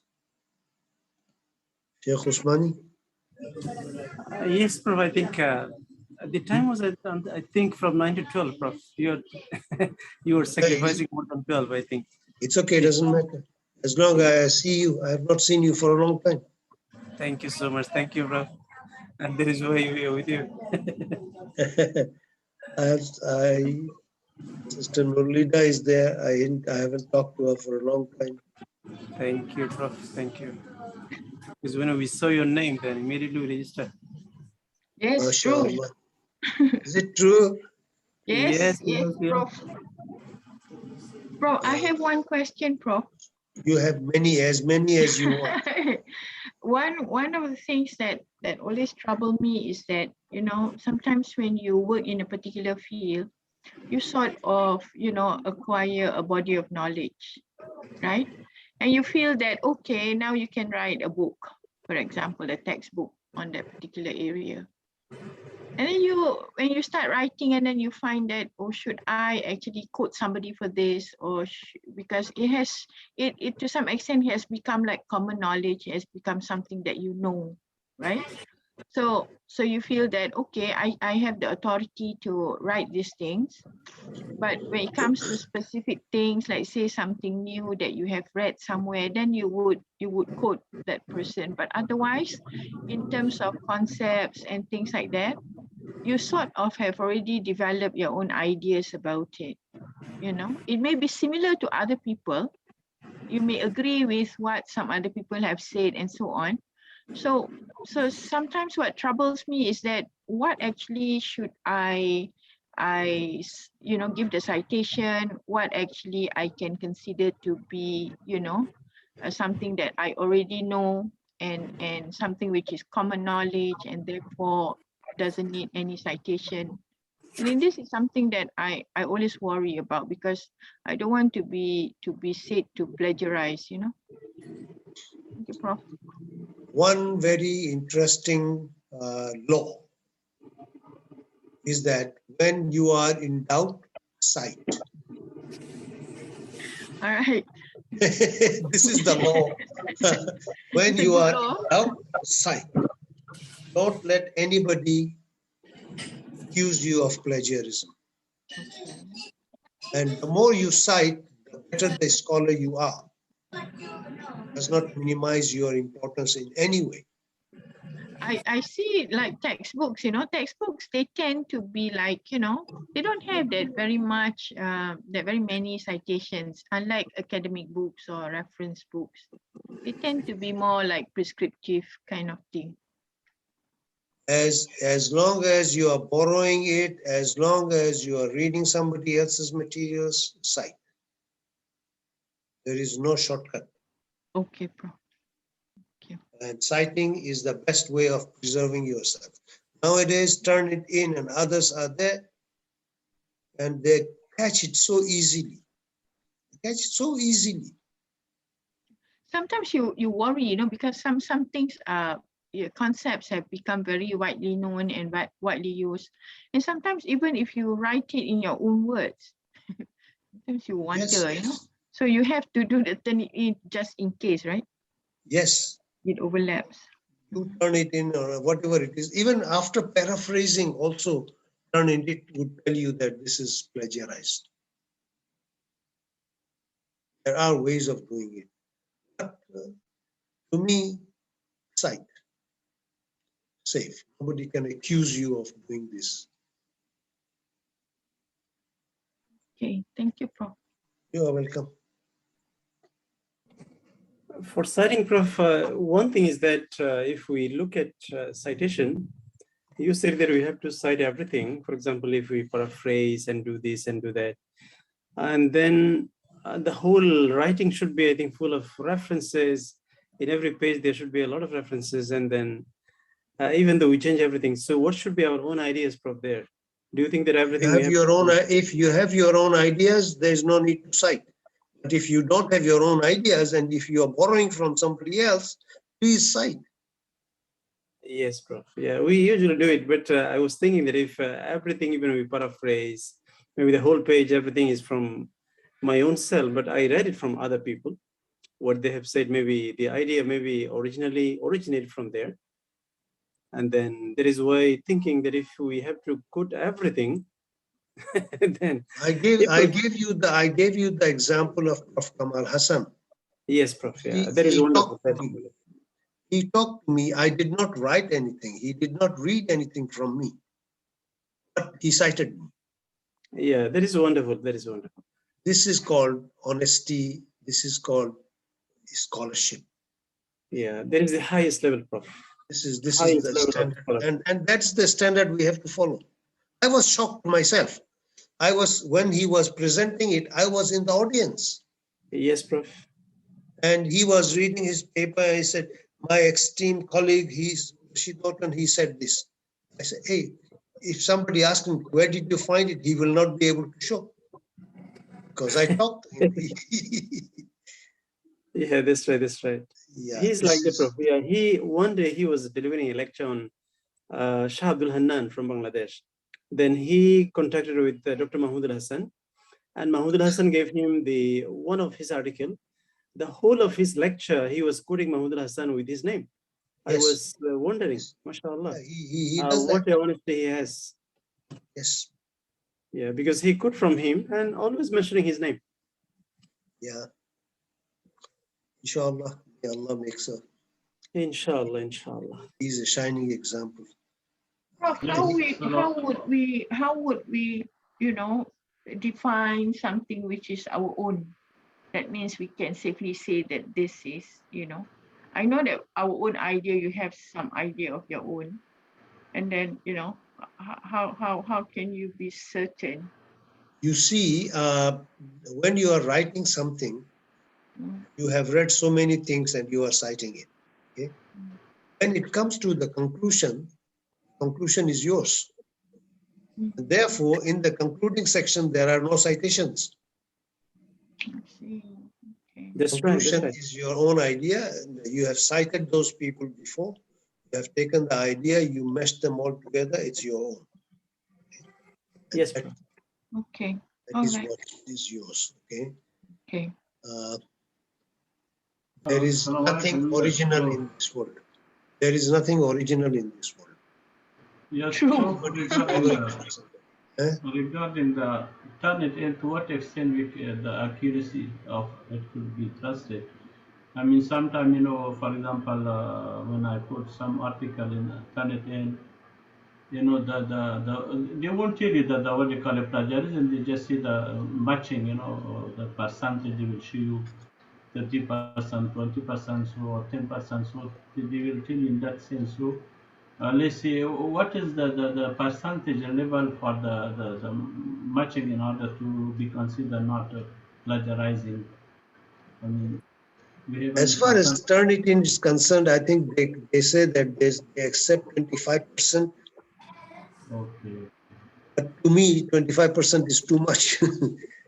Why should there be 25% at all? Okay. Or maybe Quranic ayat, hadith, and the quotations from here and there. Sometimes, yes, sometimes they do not quote.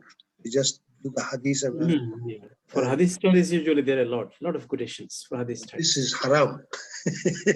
How can you, Prof, if you're studying hadith, My then you dear, have to, if you are quoting somebody, you have to have full citation. it should be. You should. Otherwise, how do you know that what you are quoting is the right one? But Prof, in the turn it in, it will be highlighted that Yes. this is taken from somewhere, and that Yes. contributes to the percentage in Yes. the. Yes. True. Very true. Yes. Sometimes, Prof, it happens that sometimes we read the Quranic ayat and tafsir. When I have some disagreement, then I disagree with them and write myself. And then when I disagreed with them, I wrote it. Then I started reading all other tafsir. Then I saw that my ideas were taken by other people as well. So do I need to quote them as well? You are a genius. No, I give the idea, but then I started reading all the tafsir. Then I saw the same thing is said by them. So I need to put their name as well there because I disagreed with some people. Then I gave my idea because I didn't read other tafsir. And after writing it, then I started reading all other tafsir. Then I got the same idea, maybe from Maududi, maybe from other people. I got it. So maybe I can put additional reference here. It has been said by Just references. Similar ideas are to be found there. Yes, Prof. Yeah. Inshallah. Thank you very much for all your contributions. I have learned a lot. Please forgive me for my shortcomings. Thank you. Prof, one more Thank you thing. so I much, think this Prof. Usmani was supposed to tell you because he's a Quran and Sunnah. You know, there's a hadith of the Prophet, peace be upon him. This make me worried, you know, it's very strange. You see about fame, you know, motivation for publishing fame is very dangerous. Because in Amal Biniyat, if our aim, our intention for behind the purpose, behind publication is to just get some fame and recognition, that would be very dangerous, the consequences of it.